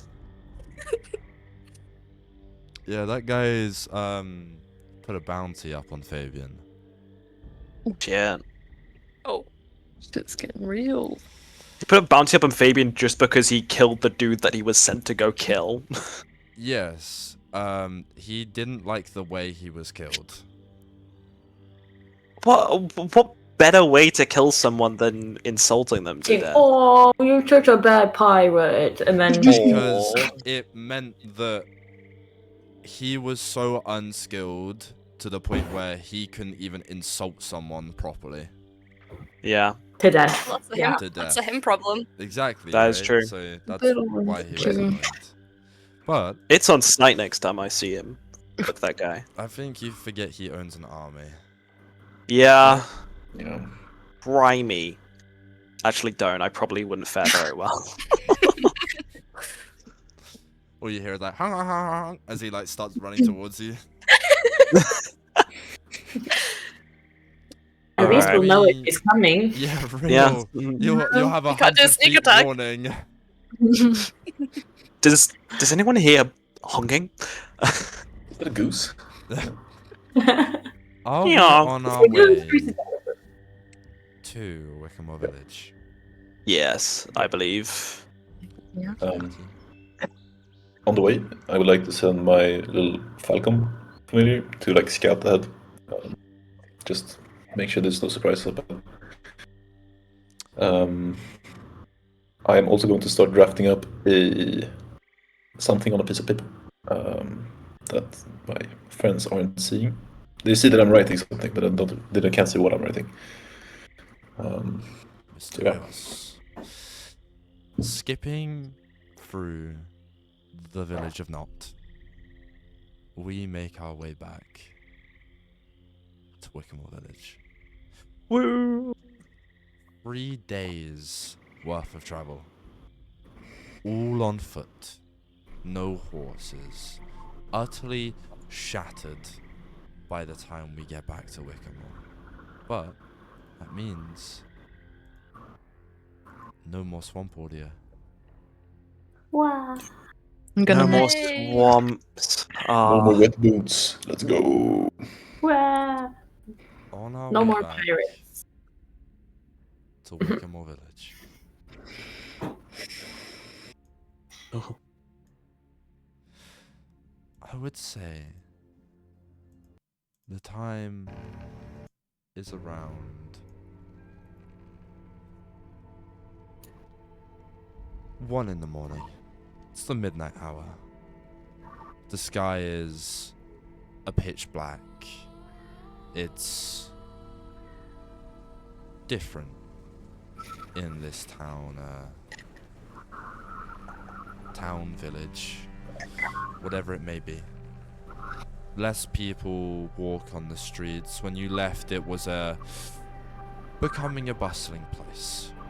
This was a place that was unpopulated, but was getting more.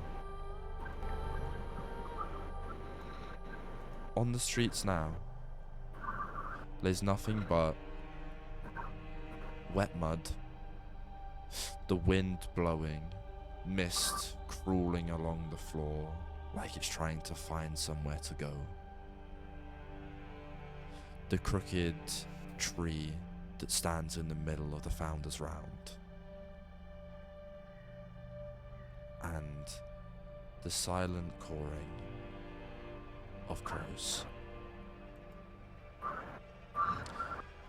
Welcome back to Wickamore Village. It's good to be back. Wow. Damn, this place barren as shit. Yes. We should Very be on barren. our guards, though. We don't know what we're expecting. No. Centipedes, apparently. The letter said something about sickness as well. Mm. Do we see any kind of like, weird stuff anywhere on the ground? Not yet. Investigation! Go for it. Where is it? Oh, that's intimidation. Fuck, I forgot I was stupid. Oh, not that stupid. On a 17, noticing the wet ground, the puddles that are molding the earth around it. Walking through just a normal puddle, your foot goes into a hole. Not a puddle hole, a hole that feels like something has dug there. A weird sensation, a drop, that suddenly leaves you 1 foot down in the puddle and 1 on the side. Quite quickly recoil at this. Oh, that gave me a shiver.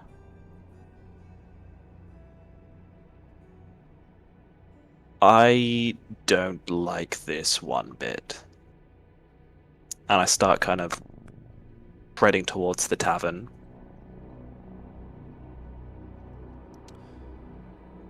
The Green Queen Tavern opens with a slow motion of the door. A figure no taller than 5'7" comes out, her pointed hood immediately swept upwards, the light blaring on their back of them. The garms seem quite common, like ripped apart on side to side. Someone like this typically wouldn't be seen in somewhere fancy. This is the time and the place that they would reside. And walking past you, whispering under their breath, they open the gate to the Green Queen Inn, this red brown kind of style in its way, connected to a cobblestone wall, nod their head at you, not being able to make out any faces,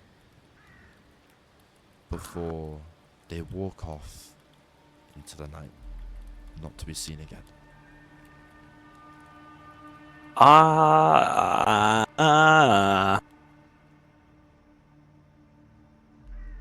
kind of look at the rest of the group. I don't think we're gonna like what we find in here. How come? Did you not look at it? No, everything is telling me to run. My gut, the fates, everything. It's like this place is haunted is the wrong word, but something along those lines. It's wrong. Thing here Means is we should wrong. stay. I don't think this is the sort of fun that you're bargained for, I'm afraid. Do you think it would be safer outside? Well, we're not going to get anywhere if we stay here. Let's take one step into the dark. And I continue forward. I'll follow on. I'll follow. I'll follow as well. More people walking around the Founders Round. Something you're familiar with, the Tree of Many Faces next to the Green Queen Inn, next to the clock tower in the sky, the crooked moon, being visible from there. It's normal brightness, shining a little more extra tonight. Whispers being moved across as people walk past you, looking at you. Rats scurrying around in the corners. Crows having their way. In the distance, you can hear quite a guttural cough, followed by the sounds of something hitting the floor, something wet, like someone had just vomited something, followed by silence.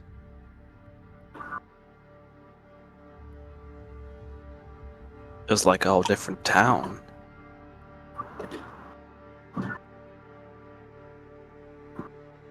We need to find people we know, people we trust. On the top of that list is May. Where is she? And I continue on.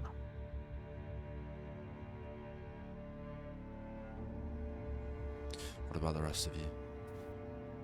Yeah, I'll follow along, trying to keep watch out for either May or just anyone we might have met previously. I don't recognize anyone, so I'll just follow along, just looking around. I have a feeling you're just like skipping, kind of. Yeah. The tone of the moment hasn't really set in. Just, It never will. sunshine, lollipops, and rainbows everywhere. She's never been here before, so it's like as she's walking like down the road. Sightseeing. I wonder if I'll Ooh. see Big Mum here. No.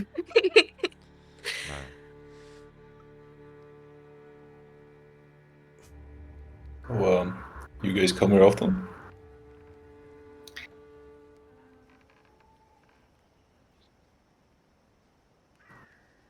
What? Why is no one saying anything? I'm gonna burst out laughing at that, at the silence. I ignore it and just continue. The only people that would come here often is Maple, Garrison, and Brighida. That's like the only people. We're not. I haven't been here that often. Okay. Yeah, more than the rest of them, though. Yeah. I've been here once. There's more than the rest of them. To be honest, it's very different since the last time you've been here. I don't remember it being like this. How did it used to be? Was it cheery? Colorful? Merry? Probably not like this. Yeah, maybe. Who knows? Maybe they like this stuff. They're just excited and not showing it. I mean, they are usually rather drab, but not this hollow. It's living up to where it is, kind of. It Yes. smells like the corridor to Chukul's office. Yes. Yes. Garrison, are you still walking with your walking stick? I assume so. Yes. Cool. Going further into this town as the time kind of ticks on the main watchtower, you feel the movement of mist around your feet, the wetness of the puddles kind of filling up your socks, and a hooded figure dead set on ignoring you starts to walk past.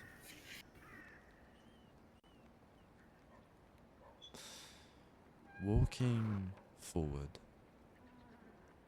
the steps, the paces that this individual starts to take becomes increasingly quicker before, with one clean and swift motion, the walking stick is grabbed from underneath you and they sprint into an alleyway. I kind of, as this happens, I stumble over myself, and I'm able to catch myself and sort of express the newfound weight of my entire body, especially my feet, and I look beside and see them run off, and I just about go to try and chase them down, but as I do, I feel my muscles tense up, and that all familiar pain surge through me, and before I know, they're gone. Fuck. Whoa, are you okay? That was my short sword. Your short sword? Yeah, yes, it was a secret sword. Oh, right. It's fine. I have so many weapons. I'm more concerned about that. Ugh. It's fine. I can hold myself up. You want a piggyback ride? No, I don't think you would Okay. support my weight, which is saying something. I'm very light. Oh.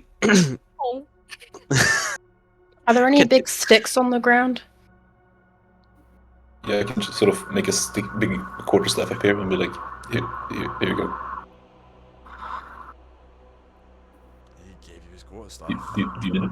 Thank you. This will do. I won't need it for the entire duration, but some support is always obliged. I kind of continue onwards with it. Are you sure we shouldn't go after the person? I'm sure they'll rear their head. I'd rather quite like to know what the hell is going on here before we chase any loose ends. Maybe the person knows, though, what happened. That's why he took your stick, because he wants to get your attention. I start doing a little jig. He could get my attention by talking to me. Well, Doesn't we it still grab my stick. need to get it back either way. We have no other leads at the moment, really, but I say we enter the tavern first and see what's going on in there, and then we can chase after my walking stick. Okay. How does that sound? fine. Sounds good. Right then. Would you like to go into the Green Queen Inn? Yes. Opening the stile, the normal cobblestone path that leads into this sliding bolt door is desolate. This normal atmosphere around it, where you would have Dave the Goblin, or was it Ralph? Sometimes they swap shifts, but either one of the two of them standing out front, welcoming people in. No longer there. The cobblestone road, as I said, becoming a mix of mud, dirt, gravel, everything that would feel visibly uncomfortable to walk on has now kind of eroded itself into this path. The lights on in the tavern. The lights are on. Okay. I sort of, I get a little bit of cloth and I fashion it into a face mask. I don't know what we're dealing with, and it seems like some sort of sickness, so any protection against the elements.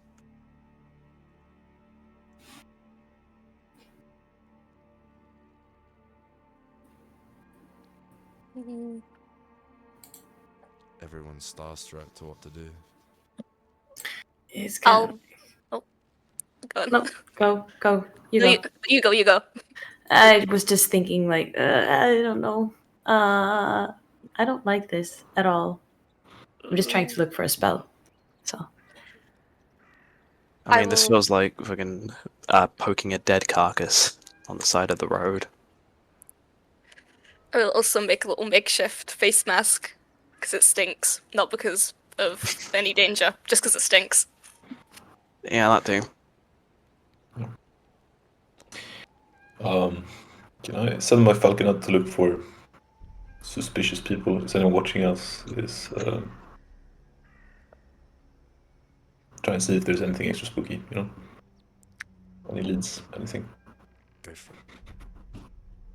As you send... What's the falcon's name again? Rick. You cut out, sorry. Rick. Rick? Frederick. Oh, Frederick. Yeah. As you send Frederick up into the sky, you can see through Find Familiar, can't you? Yep. Thought so. Give me a perception check. From Frederick or me? Do it from you. Perception.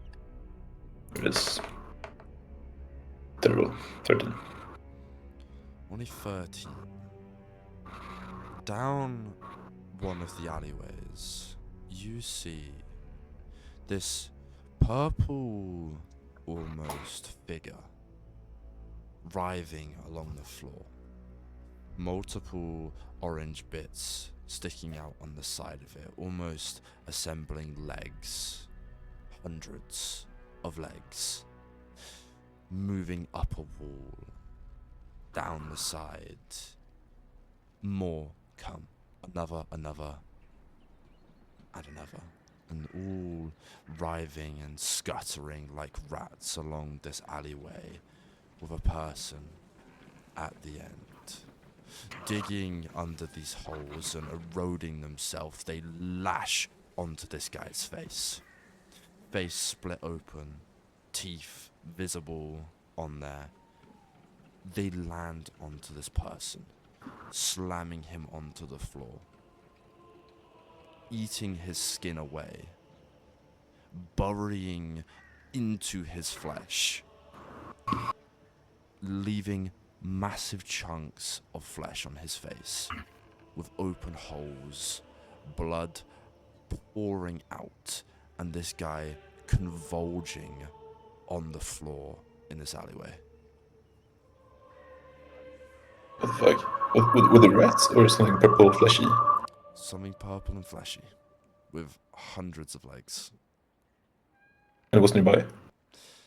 It was. So my eyes are gonna like roll back.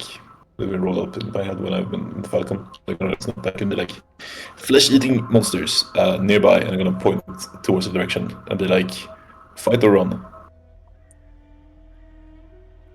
Hide. We dash into the... blood. But now, I think flesh is more the thing. Should we go inside? yeah, Yep. we should go inside. We should Sounds like a good desperately plan. go inside right now. Maple also put something across her face.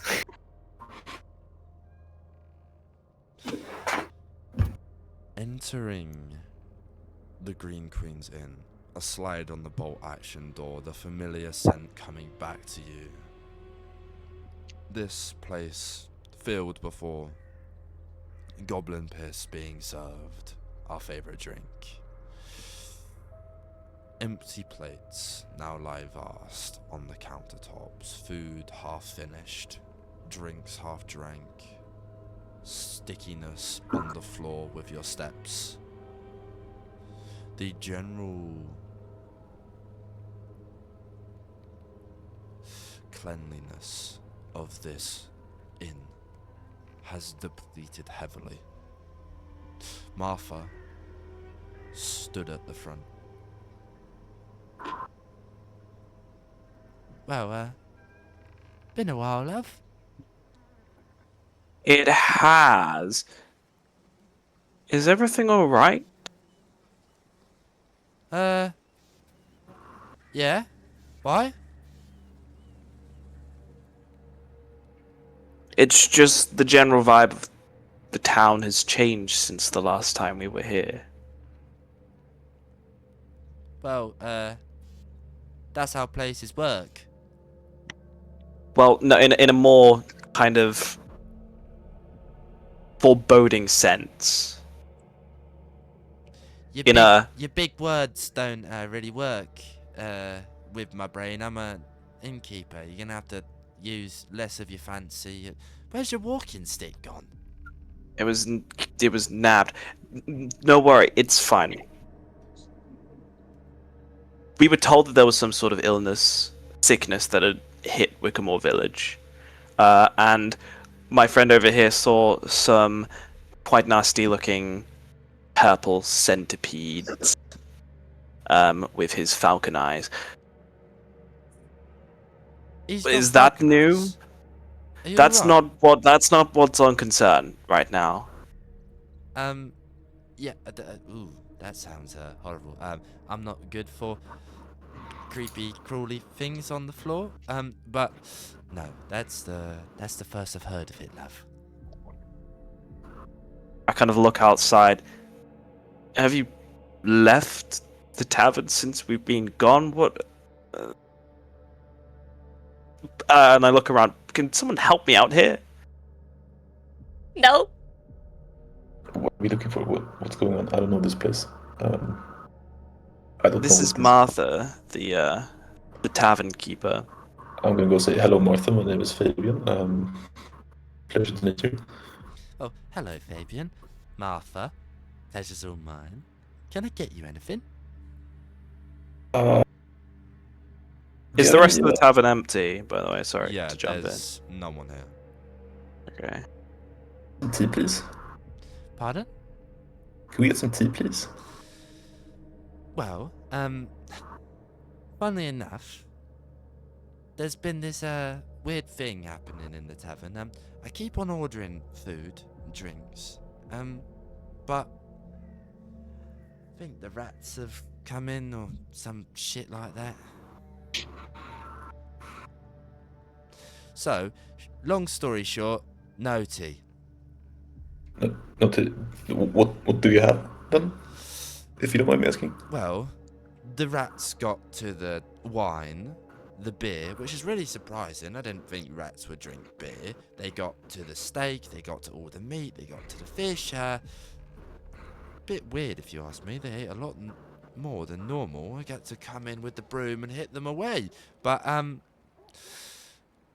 I make an insight check on her? yeah, go for it. We've Yeah, got she seems really fishy. oatmeal. Yeah. I love oatmeal. Oh, that's great! On A23, you can tell Martha's body language is true. She's speaking the truth. So she's just completely clueless then. She's just stupid. Does she have any sort of like memory loss? Would I even know? I feel like that would be a medicine check. Go on, Atti. What's up? Can I ask her, like, is there anything that they haven't touched? Is there anything that they kind of seem to not want to go near? Well, oatmeal, but that's because no one really likes oatmeal. That is true, and I look at Fabian a little bit. Sorry, buddy. The DM actually does like oatmeal. I just want to make this clear. Oatmeal is actually decent, you know. I love oatmeal. Yeah, it's great. It's not More of a- Fabian's.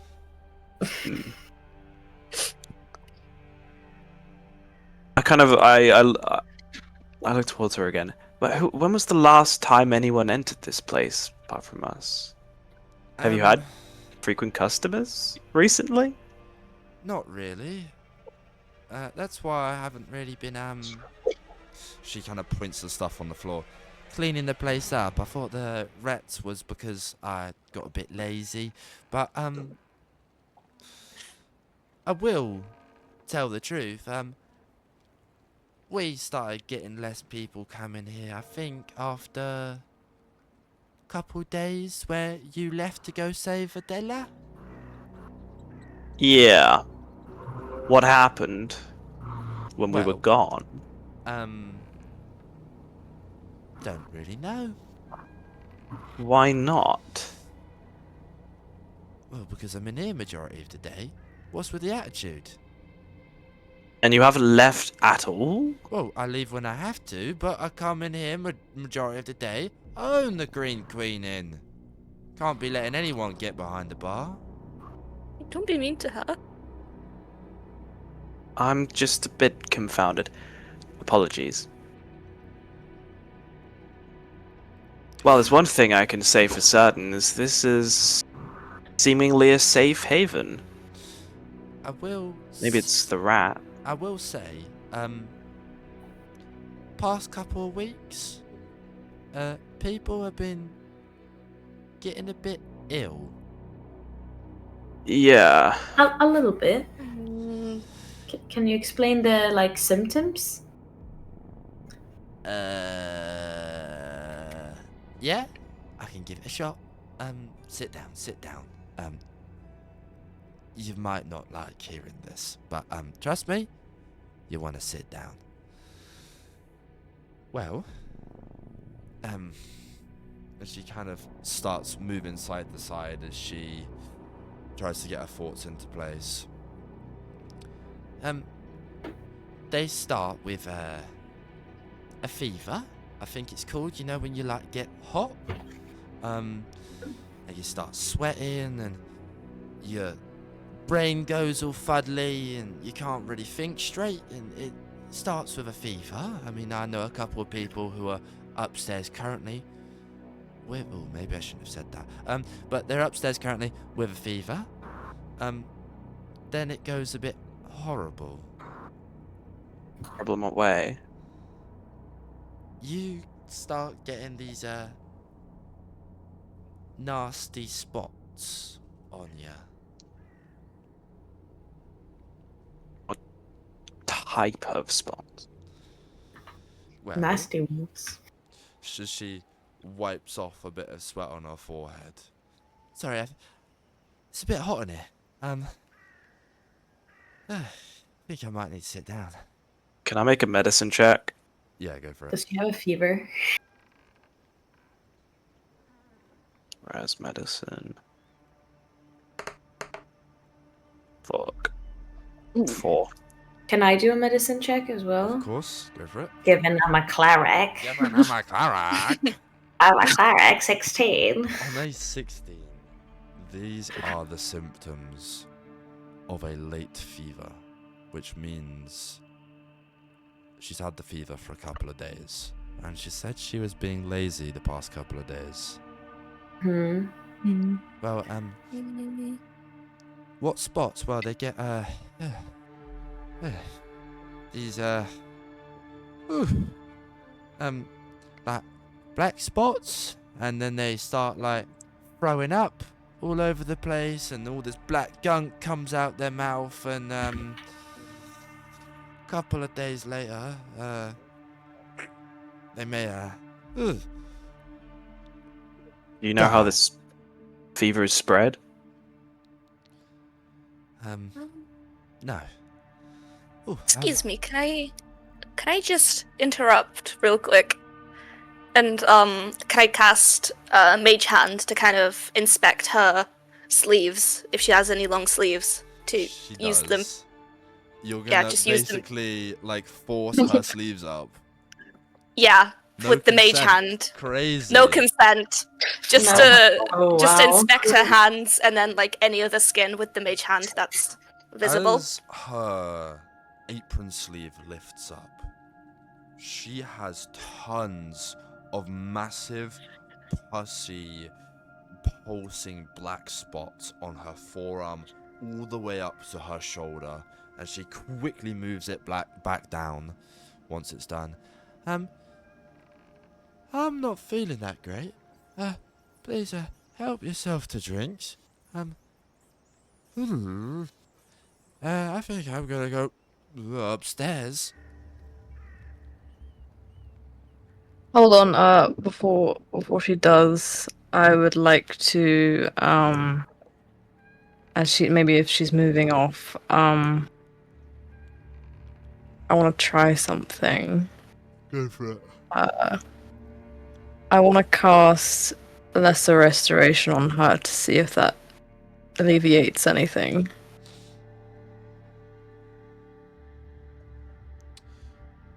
As you cast Laceration, tell me what it looks like. So Brigida's got these like pauldrons that are like made out of wood, and she like grabs maybe like, well, not her arm. We all saw what was on there, but like she, like a brief touch as the pauldrons of her arm start to grow, as these not vines but like branches start to wrap around her, the touch, and this healing, soothing energy starts to like emanate from the branches before it retracts back into her gauntlets. Does that help? Moving her way up the stairs, clearly out of breath, even taking a single step. Fever that's skyrocket high. These vines attach themselves and apply a soothing, kind of gentle touch to her. You can see through her body language that the weakness within her has been contained. Off table, Lesser Restoration contains this for 24 hours. Cool. She won't die for the next couple of 24 hours. Well, I'm gonna like wipe my hand that I shook hands with her on my pant and be like, hopefully that goes away. Let's hope this doesn't. This fever isn't too contagious. I don't think we're gonna get anything else from here. Why don't we try and find the person who took my stick? Sounds good. yeah. Yep. Okay. Sorry to interrupt, feeling a little better, actually. That was a weird vine thing that, please don't do that again. I didn't, one, consent to that thing going up my arm, and, two, the magical, invisible thing that pulled my sleeve up. That was don't do that again. But, I think it's best I go upstairs. Just before you do, quickly, have you? I know you haven't left Tavern much. Have you seen any strange-looking people wearing red hoods, by any chance? No. People in Hollow always wear hoods around night time. It's a traditional thing. Huh. That helps. Well, think about it. When we do traditions in this town, we're a very traditional town. As she starts info lore dropping as she's walking up the stairs. We like to do this. We sacrifice the goat on the Tree of Many Faces. And while she's going up the stairs, on her ankle, when she lifts up step by step, her sock reveals. I need all of you to give me a perception check. Yay! Everyone's 11. rolling. Figure out how to do that. 19. Brighida. Natural 20! One. Nice. Damn. Very perceptive. Bad. Very perceptive. Atti, if you go on to your character sheet on D&D Beyond and press it, it will roll it. Oh, where's perception? Hold on, let me find that. You'll get it eventually. Sorry. No, it's fine. It's Don't fine. worry. Okay. Oh, there we go. Nice. Oh, nice. Yeah. Crazy. Well, anyone that rolled a 12 or higher, as she goes up the stairs, you notice 2 swollen, tiny little bite marks on her ankle.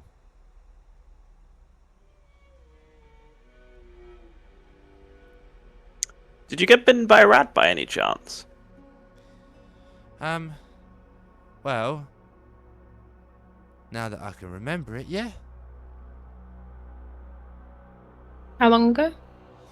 That's a story for another time. Feeling awfully tired, but I won't get into the details. I'll give you a short answer because I like you guys very much. Oh, Dude. thank you. 2 days ago. One scrawled into the kitchen. He was a bit odd looking, to be fair. Purple? Yeah. Hmm. I thought someone had just Orange spilled. feet. Now you mention it. Thought someone had just spilled some coloured dye on him or something. Lots of legs? Not that I saw. But I will be on my merry-go now. I need some rest.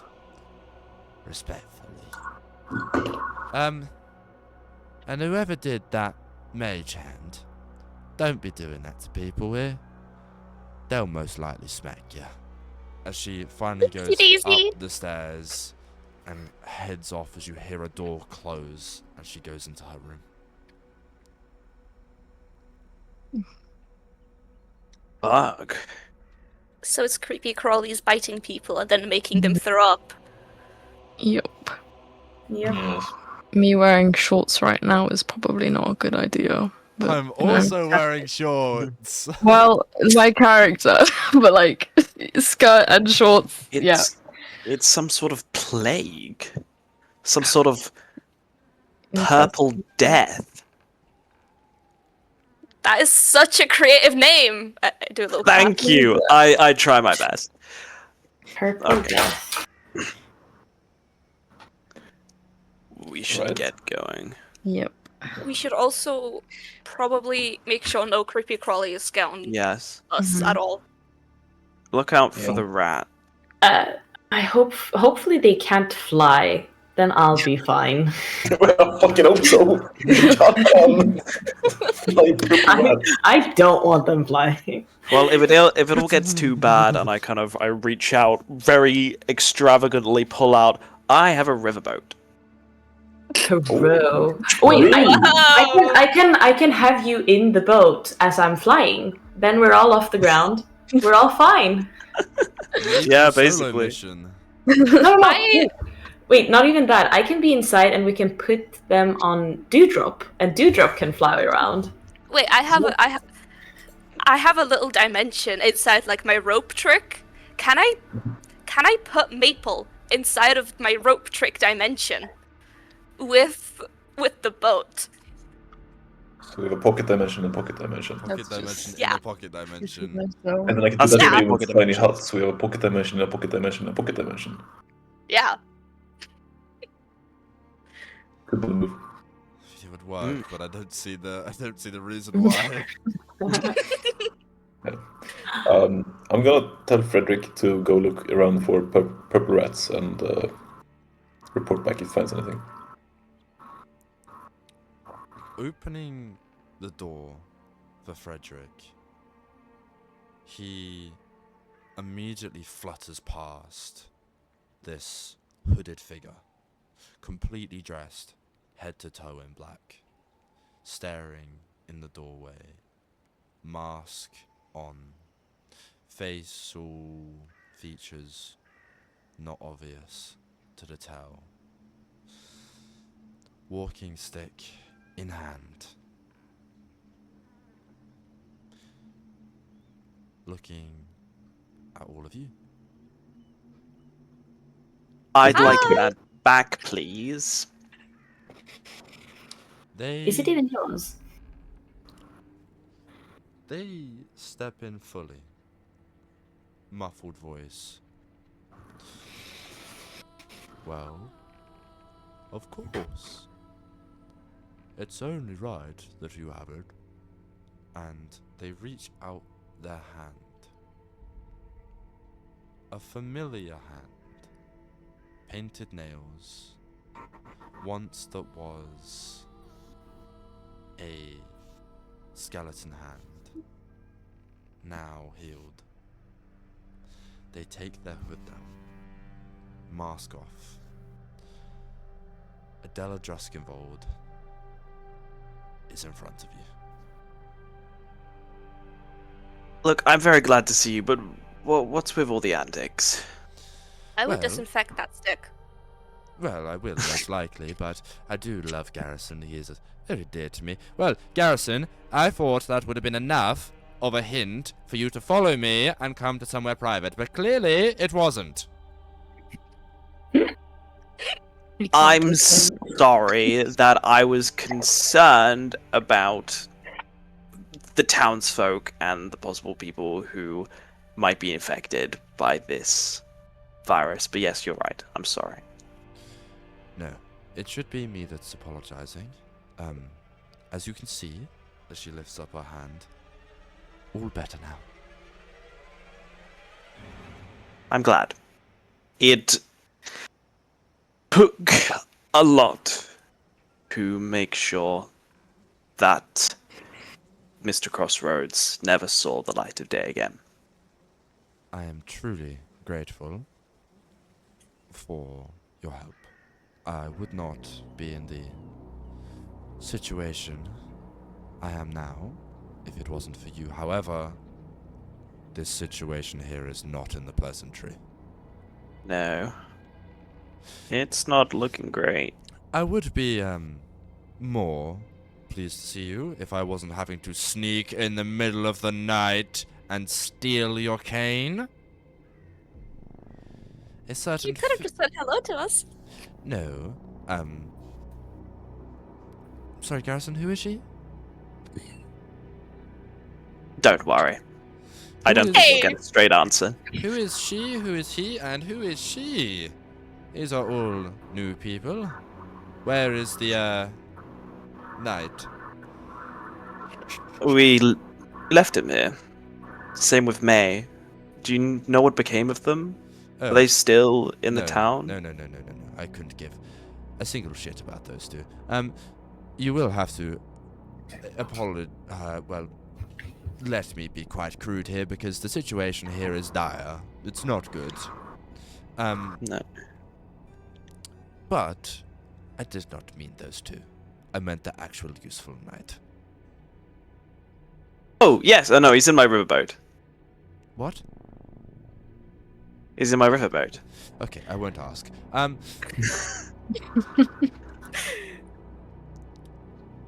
I could have said hello to you, yes, I could have. But however, there's a certain man that I'm trying to hide away from in the mansion, that's quite all-powerful, you know, lord of the realm, that would notice me if I was out wearing my normal clothes. But,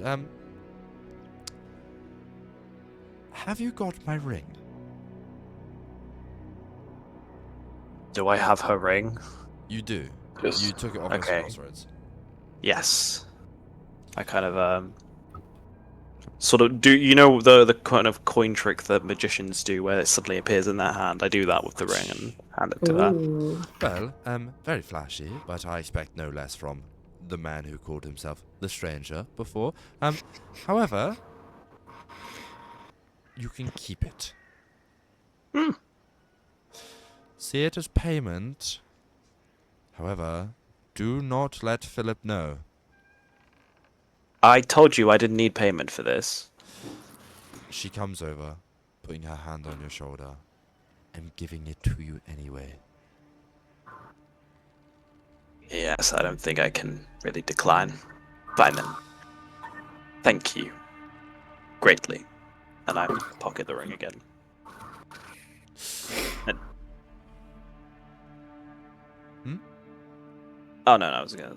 Yeah. I thought you were sticking your hand out like this for some reason. I was like, what's he doing? No, I was just leaning on my computer. Well, I assume you've learned the dire situation that we're in, or somewhat. I know you are a quite smart group. Name of the group I still don't know. I just called them Stranger and Friends, but Well, we got mail that was ah, quite concise,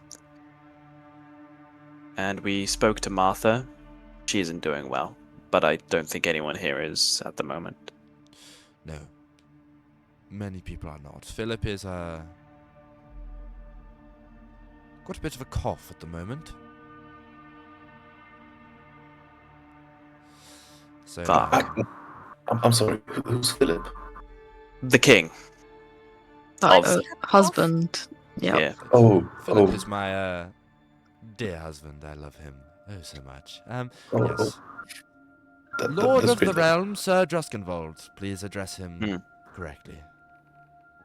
I call him Philly. Well, Garrison, who is she? She's the person we saved. Lady of the Realm, Adela Druskenvold.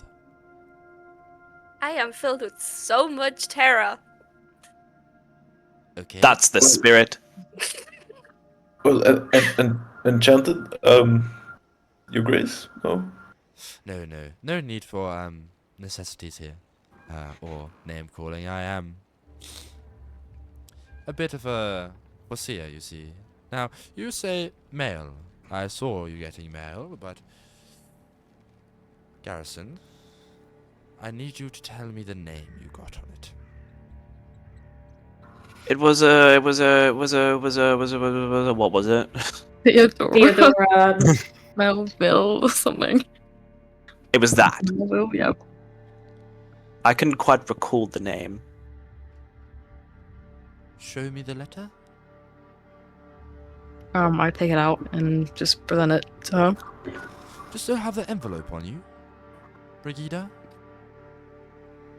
Probably. I don't think I would say throw you it out. Can I quickly see it? It's all yours. She kind of takes it, flips it on the back. Ooh. What did its note say? I assume it was dropped off by a pigeon? No, a crow actually. But Ooh. still a bird, I guess. Ooh, that's not good. Should we be worried? No, it's fine. Where did it say it, That's not good. where did it say it came from? I assume it had an address on it or something like that. The delivery place? It just said that it came from, DM, which I'm guessing is Druskenwold Manor, no? No, TM is a lady. Did it can I quickly, and she kind of just takes it and reads it and goes, oh, well, it says the address is here, Wickamore Hollow, Postmaster Office. However, we don't use crows. We use pigeons. Is there much of a difference between the two? Yes, Garrison, Yes. very much.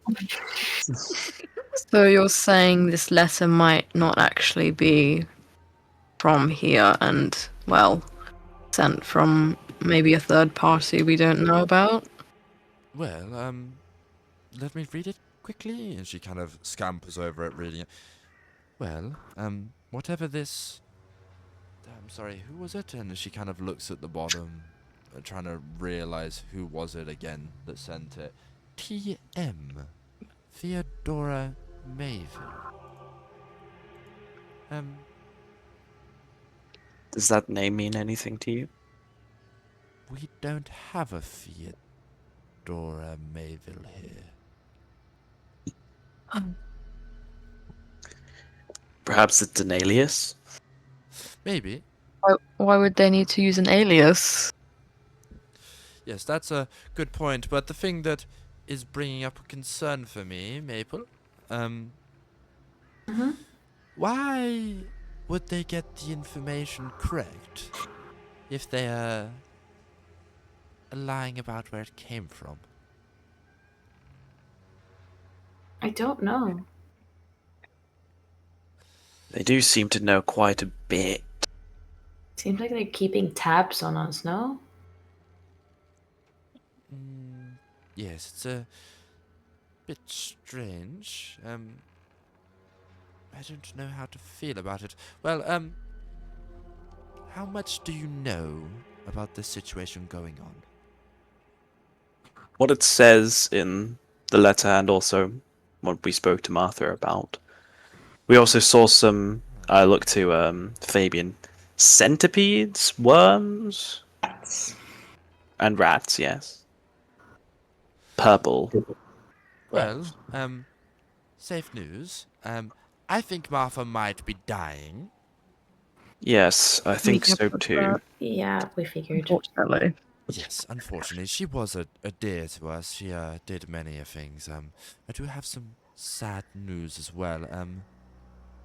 The Jenkins are also a little under the weather currently. I'm sure some of you will remember the Jenkins. They're the lovely people that work in our house for us.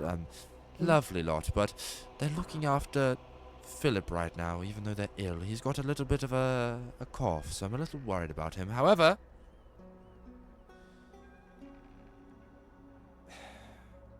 I don't know too much. I do have someone who knows, however. Have you heard of a Mrs. Okram? Have we? I think so. I recognize the name. No. What? Oh, I've heard it. I You think did? Evan's mentioned it before, but I don't remember it in character or anything more. I think he's mentioned it. Ooh. I think Can we make a history check? Go for it. You're doing it? Mr. Fabian, do you want to make one as well? Seeing as you clocked it. Yeah. Oh! Like, yeah. Mr. Nice. Fabian. Let's go! Let's go! I have mentioned it before. On a natural 20, Mrs. Okram is the butcher's assistant of Wickham Hollow. Can I just, when did you mention that? How do I remember that? I have no idea. Genuinely, I have no idea how you remember that, because you've never been to Wickham or Hollow before. You haven't even met the main butcher, and yet you know their assistant. I mean, that's a divination wizard for you. Must be Mrs. Okram. Well, Right. Mrs. Okram, she knows this situation better than I do. I have to attend to Philip. I cannot let him go under the weather. I don't know what happens when they get past the fever, but I know it can't be good.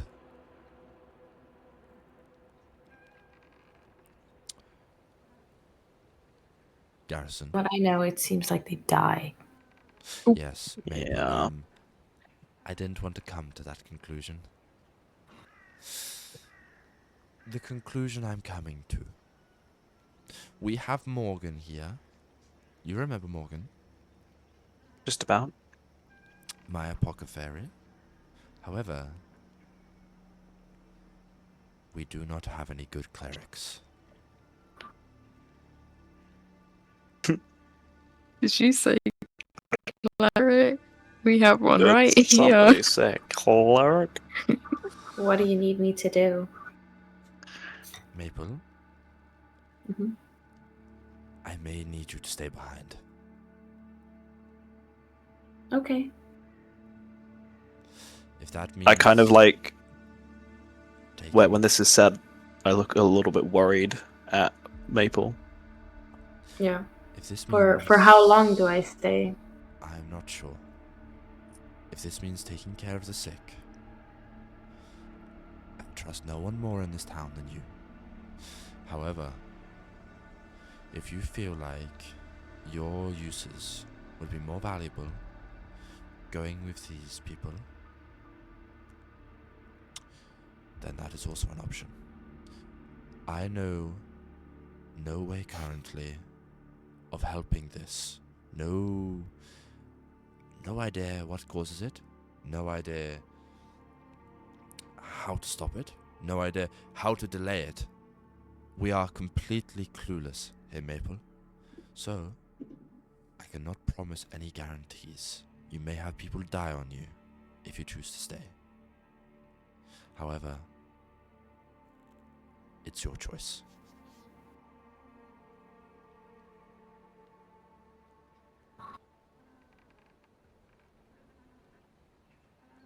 What are our leads right now? Like if I go with you guys and don't stay here. I mean, the lesser mentions are mine. Yeah, can I dish out some info? Go for it. So from that letter, it was mentioned. Well, as you said, there's Skitterdeep Mine, and then we have that lady, Mrs. Oakrum, who might have more info. But other than that, it's kind of.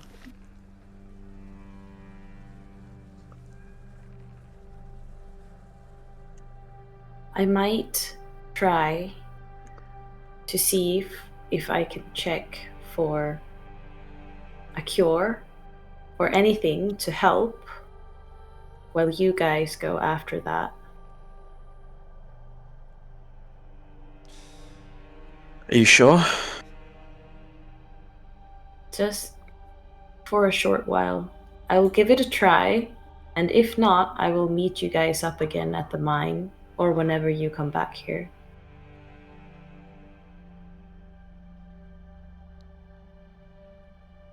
I mean, what are we expecting to find up there other than just, what, an infestation? Is there even a cure for this? Do I have any kind of knowledge of what this could be, or any kind of medical knowledge that I think would be helpful in this case?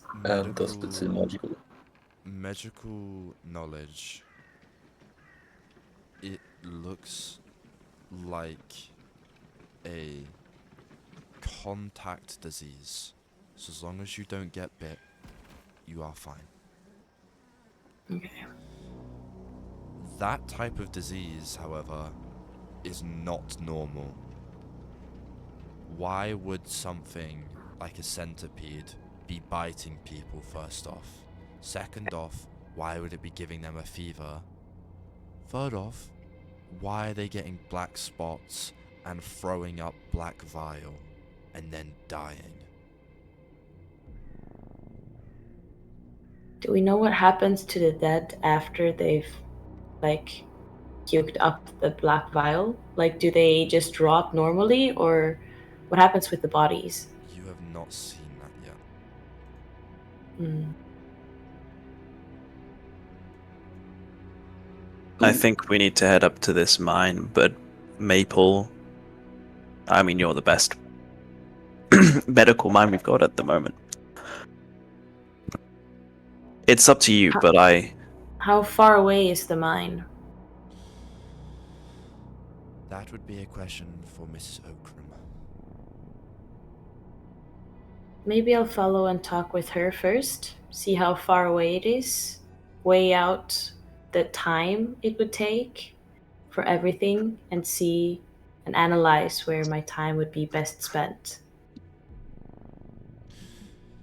Makes sense.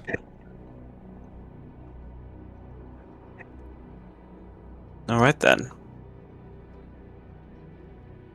I'm dreadfully sorry this has happened, and at such a untimely event. But we will get this sorted, I promise you.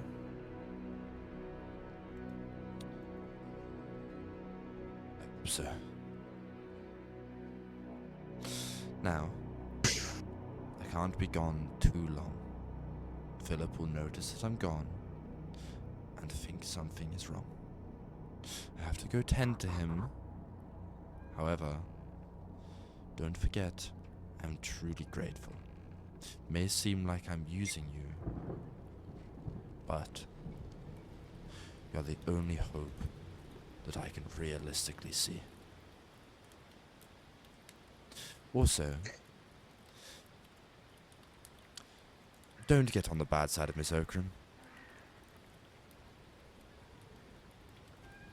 Shatana.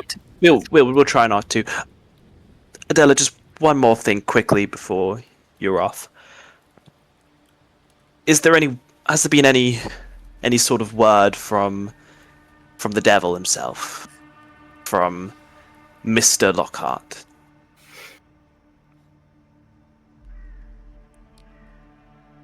None.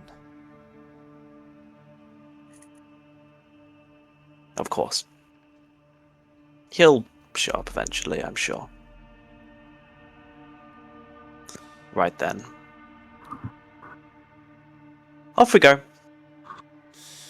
Oh, also, as she's putting her hood back on, one step out the door, Mrs. Okram will meet you at the Founders Round. Before she shuts the door and walks off.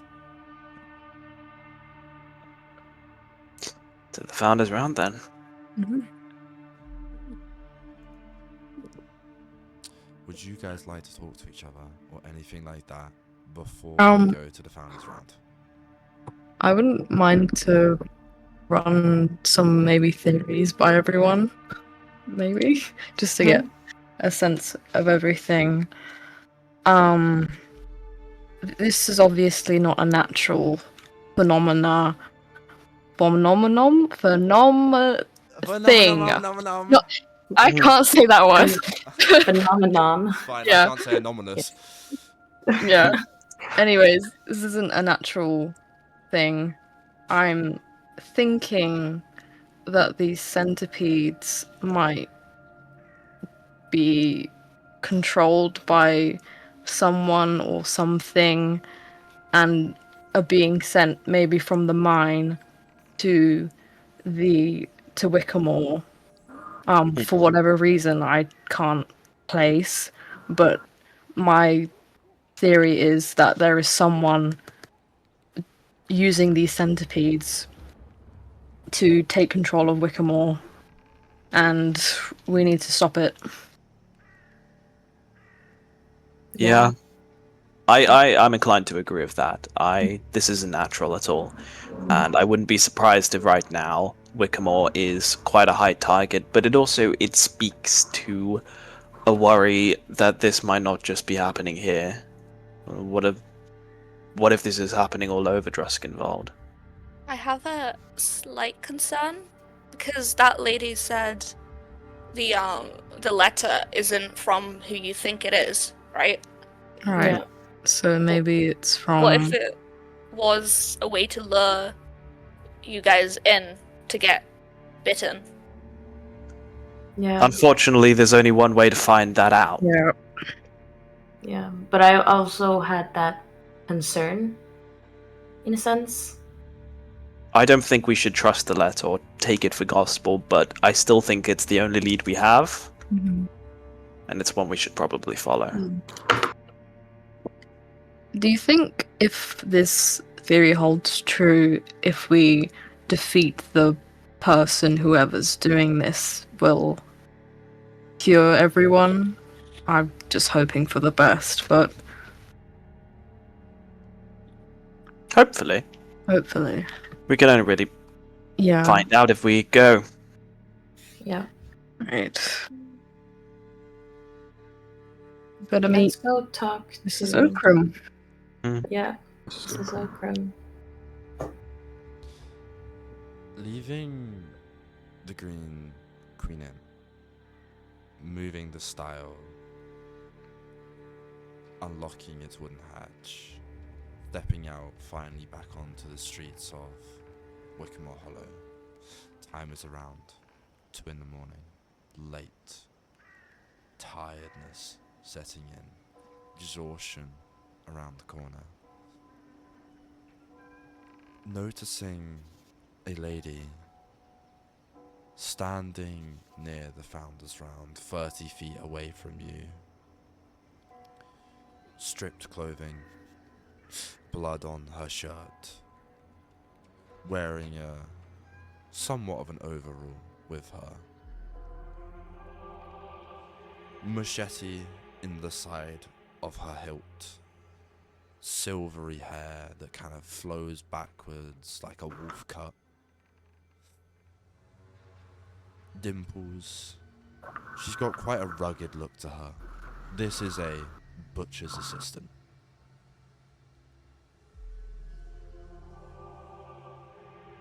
Good evening. We were told to speak with you. From who?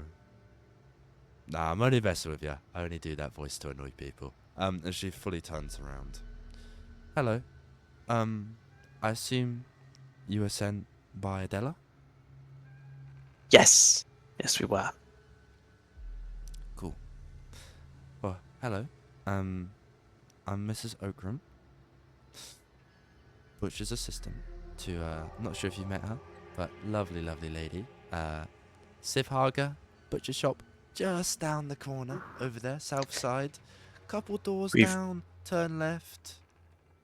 We've probably crossed paths at some point. I'm sure of it. Well, I'm glad. How much has she told you? I kind of pass that on to someone else in the group. He knows less than us, really, other than there's an infection going around. People are being sick. But she really doesn't know much. Well, either she's lying or hiding the truth. Adela is a woman of all sight. You've got to trust her ways, and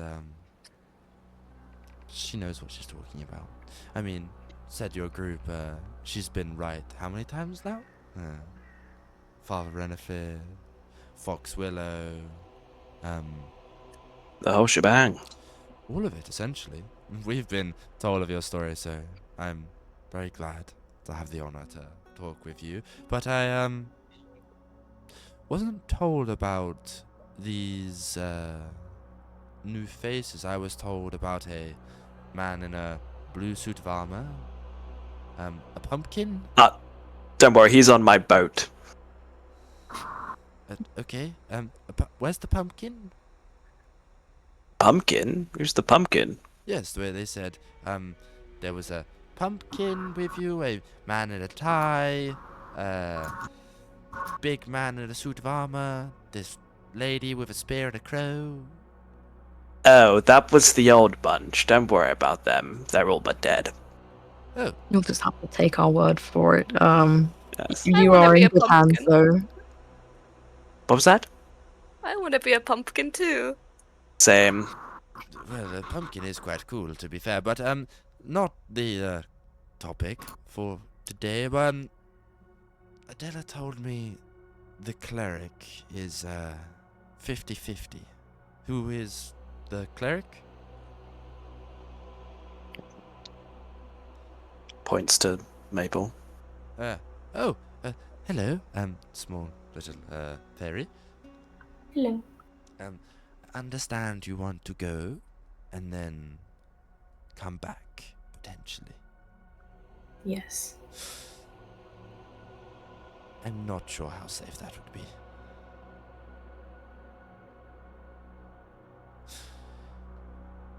If we are going,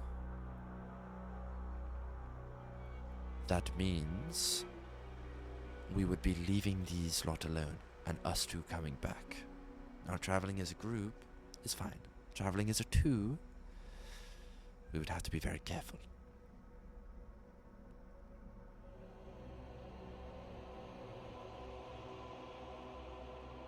Maybe you should probably stay here. Yeah. Maple is super torn though. Like, I don't want to leave you guys because I care about you, but This town needs you more than we need you. At this current moment. I mean, we desperately need you, but I think Wickermore needs you more. Do we know if the cleric can help, or if staying back will just prove to put her in danger of being bit? That's the risk we need to decide if we're willing to take. Well, yeah. So I mean, I can fly, so she can fly. I'm not really sure how they would bite her, but you know, maybe What if they can fly? that is a question I fucking hope they cannot. Well, Maple, if it's alright that I call you that, I'm Yes. happy to take you there and take you back. But you've got to promise me, if shit goes to the fan, you do Yes. what I say. okay. Okay. Right. How much do you know? You know about centipedes, but their origin, anything that would help? We have a mystery letter from an auteur who remains anonymous. Oh. Okay. I was also thinking, wasn't there a hole or something that you stepped into earlier, Garrison, Oh, yes. when we arrived? Maybe that could lead somewhere. Yes, news about that. She kind of taps you all on the shoulders, pivots you around. If you look north, look at the floor. There's shitloads of them. Have you tried digging them to see where they lead? I would rather not get bit. Yes, they're probably burrows, Hmm. perhaps. I can get my mage hand to dig them, but I don't know if those gummy worms will come out and start eating us. Well, Yeah, I mean, was about to say I could make the ground tremor, And let them and all see if come I can out. shake them up. if we have something small enough, we could possibly put it in to, you know, have a little spy. Well, I have a question. How about we do none of that? Because I don't want to get bit. And, how about we follow them where they come from? And you say that they come from the mines. Well, I assume so. I had some, people go out there a couple of, days ago, and no return. What I'm people? sorry, I was muted. We could also send Frederick down there. We could also Let's send not my send you riverboat down there. No! With Fernan on it. With Let's Vernon on not it. send your bird down there. We could turn him into a rat or something. Wild shape into a rat, Brighida. Come on, let's go. I'm good, thanks. If you give me an hour, I can turn Pour some Frederick water into a down rat. the hole. We can get the riverboat down, and it has this arcane eye feature where it can spy for me. But also, that would Vernon's be risky. still there. But- He is still there. Yeah. Well, how about we follow them then? I was thinking suspicion we're going to end up in the mines anyways. Yeah. What people did you have go to the mine? Because you just said some people. Well, it was some of my friends from Wickermore Village, a man called Morgan, the lady from the library, and the graveyard lady, who I don't know the name of because she's a bit creepy. Yeah. I know her name, but you know, whatever. Okay. Let's hope they're still alive, but I'll leave it there. Should we Are we ready to depart? Yep, I'm good. Yeah. Does Mrs. Oakram have any other sort of information that might be of use to us, or is that it? Well, last night, if you're asking me what I know, I awoke from my slumber. I live in the butcher's shop, so of course it's quite creepy in there already. Tons of hanging carcasses can scare one in the night, but yeah, I woke up and dozens of centipedes were crawling around my shop.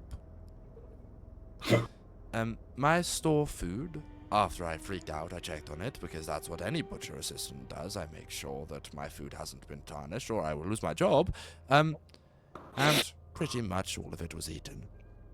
There was some larger ones in there, some more grotesque with their, mouths dripping down a little, and I saw some pretty horrendous things where they were doing it to other people. Some of the, vicious ones, the grotesque lookings, were digging into people's skin. Very pleasant. So, if you do ever come across one, just pray you get bit and not eaten alive. Have you tried stomping on them? I just ran away.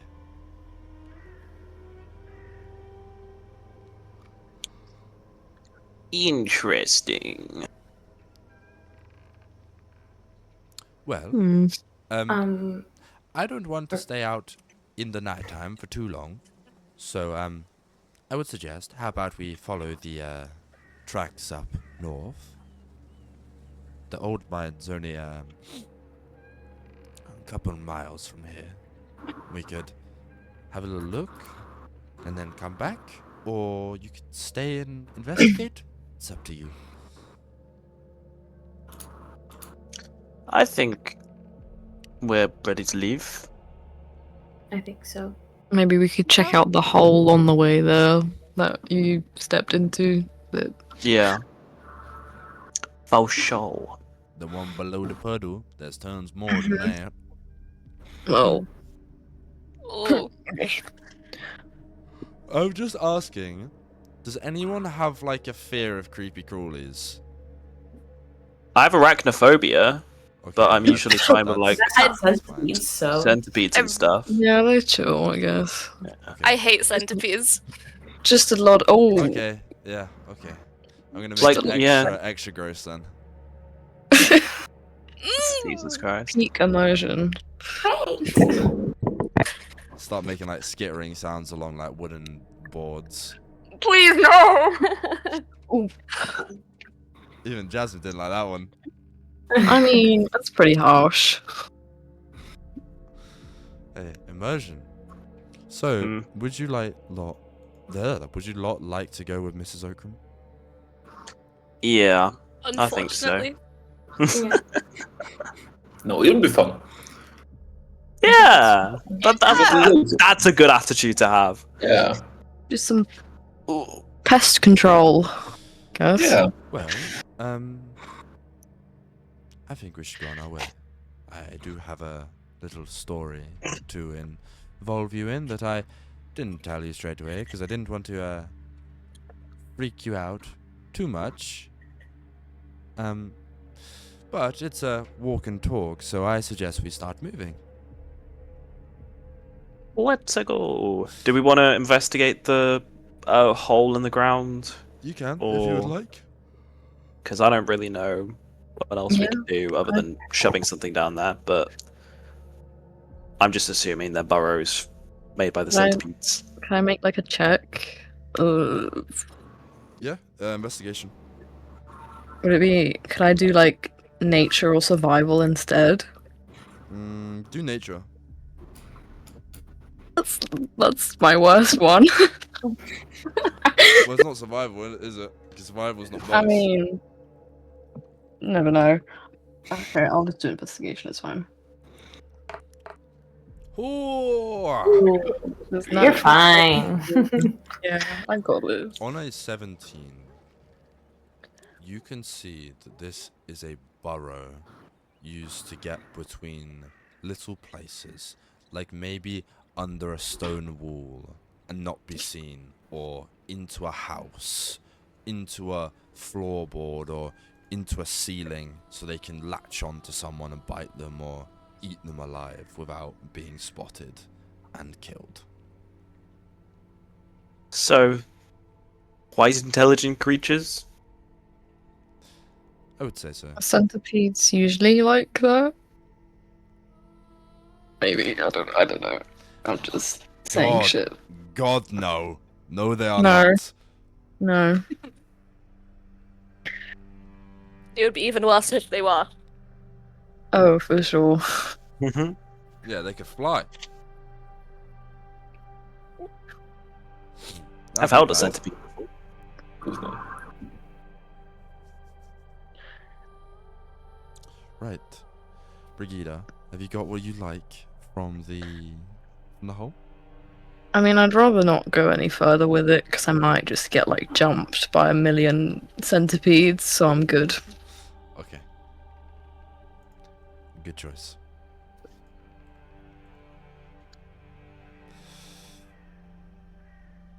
Well,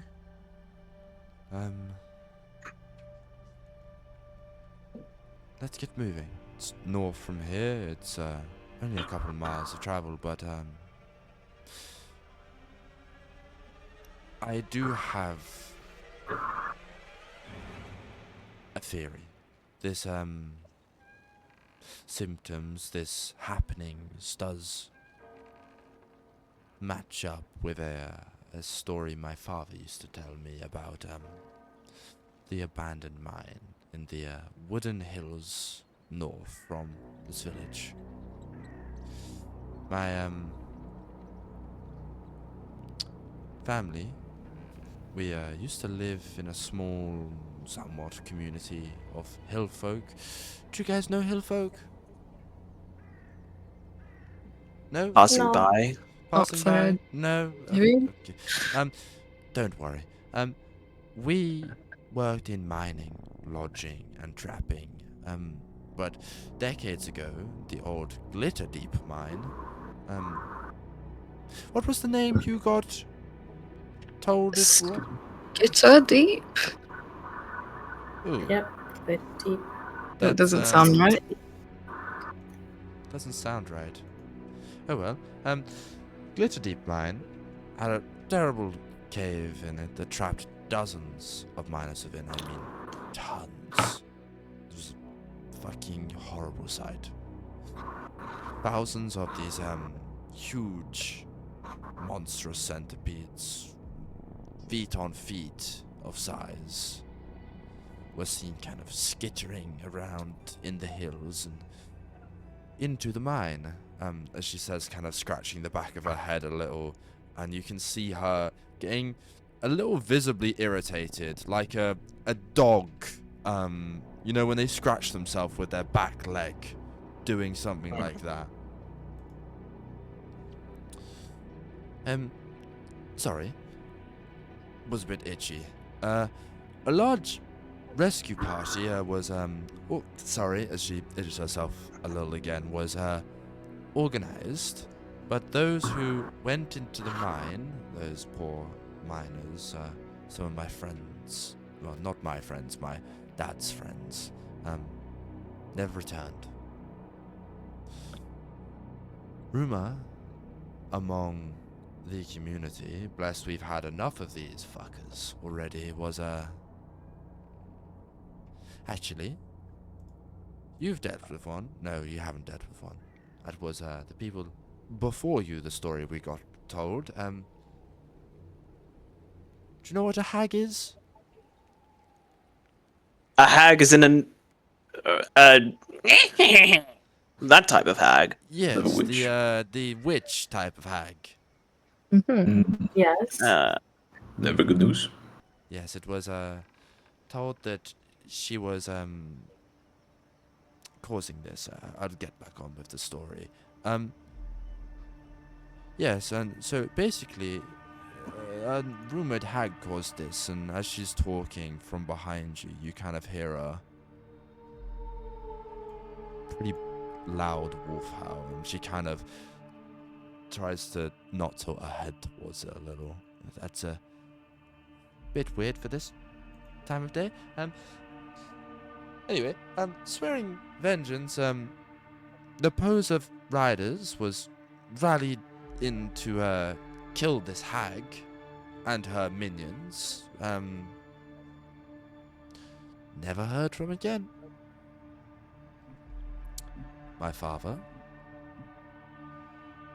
being one of them. Fuck. A fear of this vile magic of the hag turning people, and the loss of the work in the mines really caused the community that we had to dwindle. And folks who know the old story have called the abandoned mine Skitter Deep for years. It used to be called Glitter, and now it's Skitter, because God knows what goes on in that cave. So, you believe that the hag is behind this attack? I do, but also my father could have just left. He and my mother weren't in the greatest of spots, so I will admit, he did have his troubles. Could be all a fake story for all I know. I assume we're going to find out.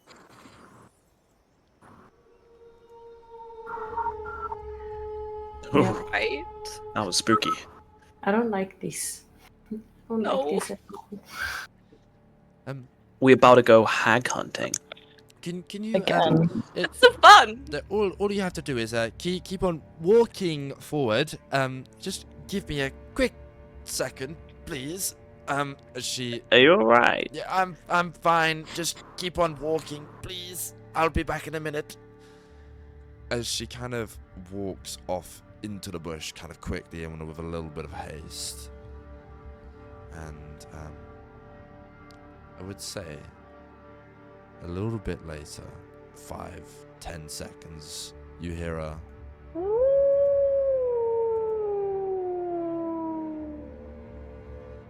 the cracking of bones, the splitting of flesh kind of start happening, and you hear kind of a painful, agonizing wail as the figure that walked into the bush comes out twice the size. A long nose. Ah. Yellow She's a eyes. Pointy ears. Is that kind of the a hag? muscular body. Oh, no, it's not.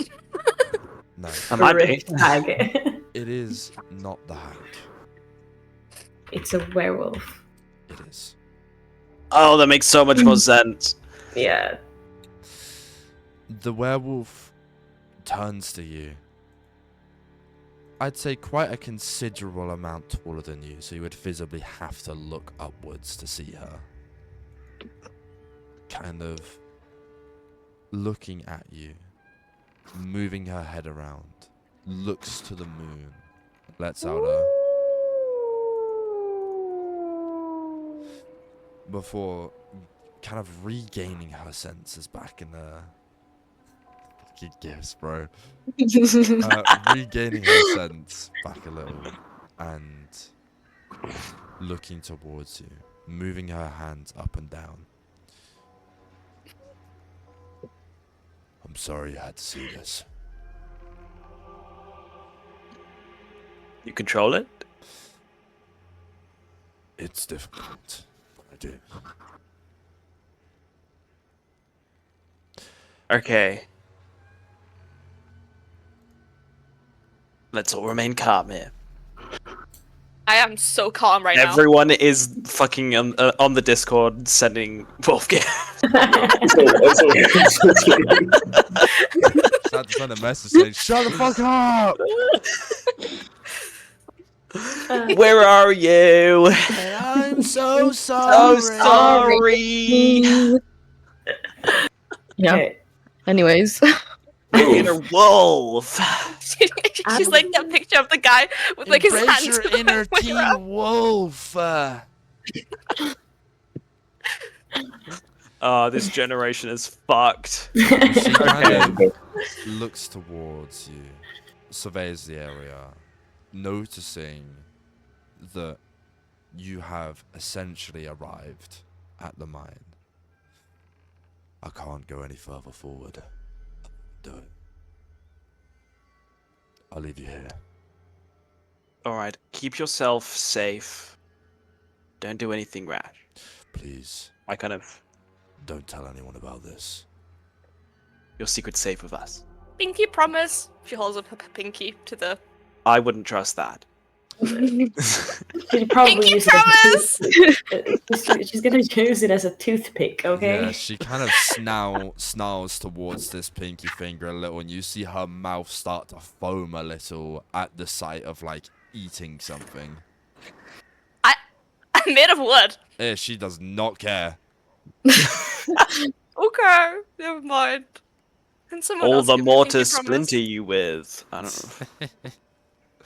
Maple holds out the pinky. We do the little pinky promise. I cannot promise you safety any further forward than I have currently. You've been through enough scrapes. We'll be fine. Trust us. She turns towards the ferry. What are you doing? Well, I'm kind of scared of going with you, not gonna lie. At least for the moment being. You can fly. I can escort the little ferry, and I can make my way back quickly. But I That would be could making work. my way back alone. I think But I it's can also better. fight. And I coming would. back I would alone. rather have. Yeah, I would rather you stay with them in that case. I feel like I've been through quite a lot. I can probably handle myself. Maple's a badass. Maple fucking nearly two-tapped Mr. Crossroads with a fucking acorn hammer.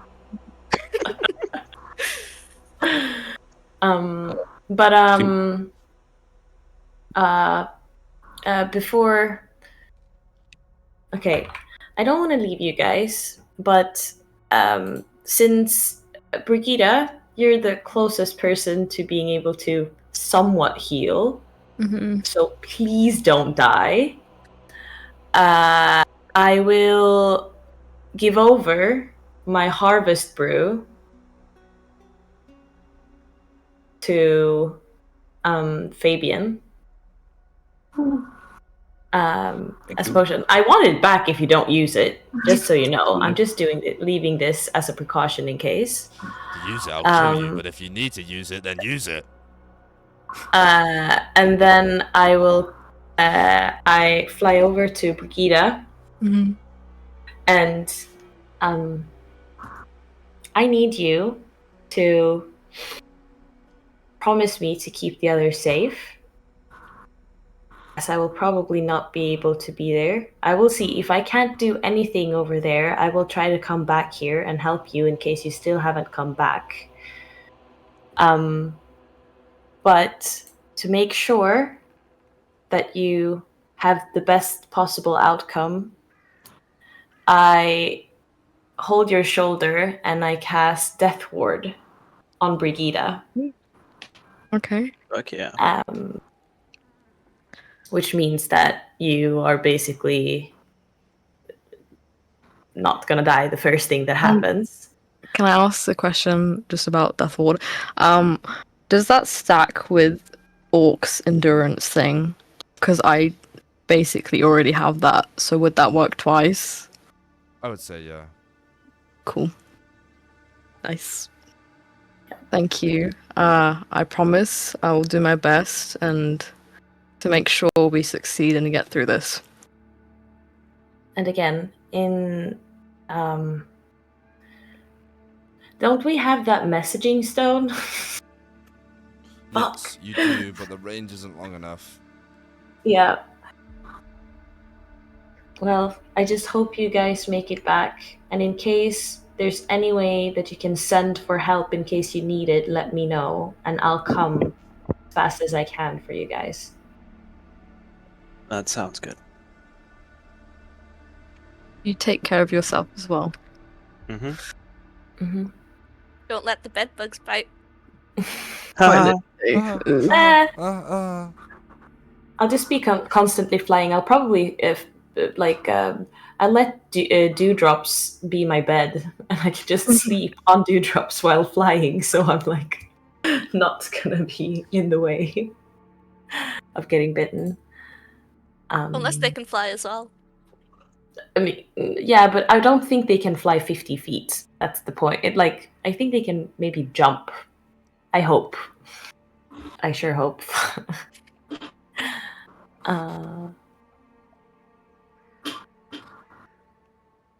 But yeah, I think that's what I can do for you guys. Trying to see if there's anything else that I can. No. Yeah. What would Maple like to do now? Maple will follow back to the village probably to see if she can help Adela and the others. Maple and Mrs. Okram head back to the village. All 5 of you left alone. New territory in a forest. Skittering around you with one mission: to go find out what's in these caves and sort it out. Let's do it. Let's fucking go! Yay! Let's fuck it up.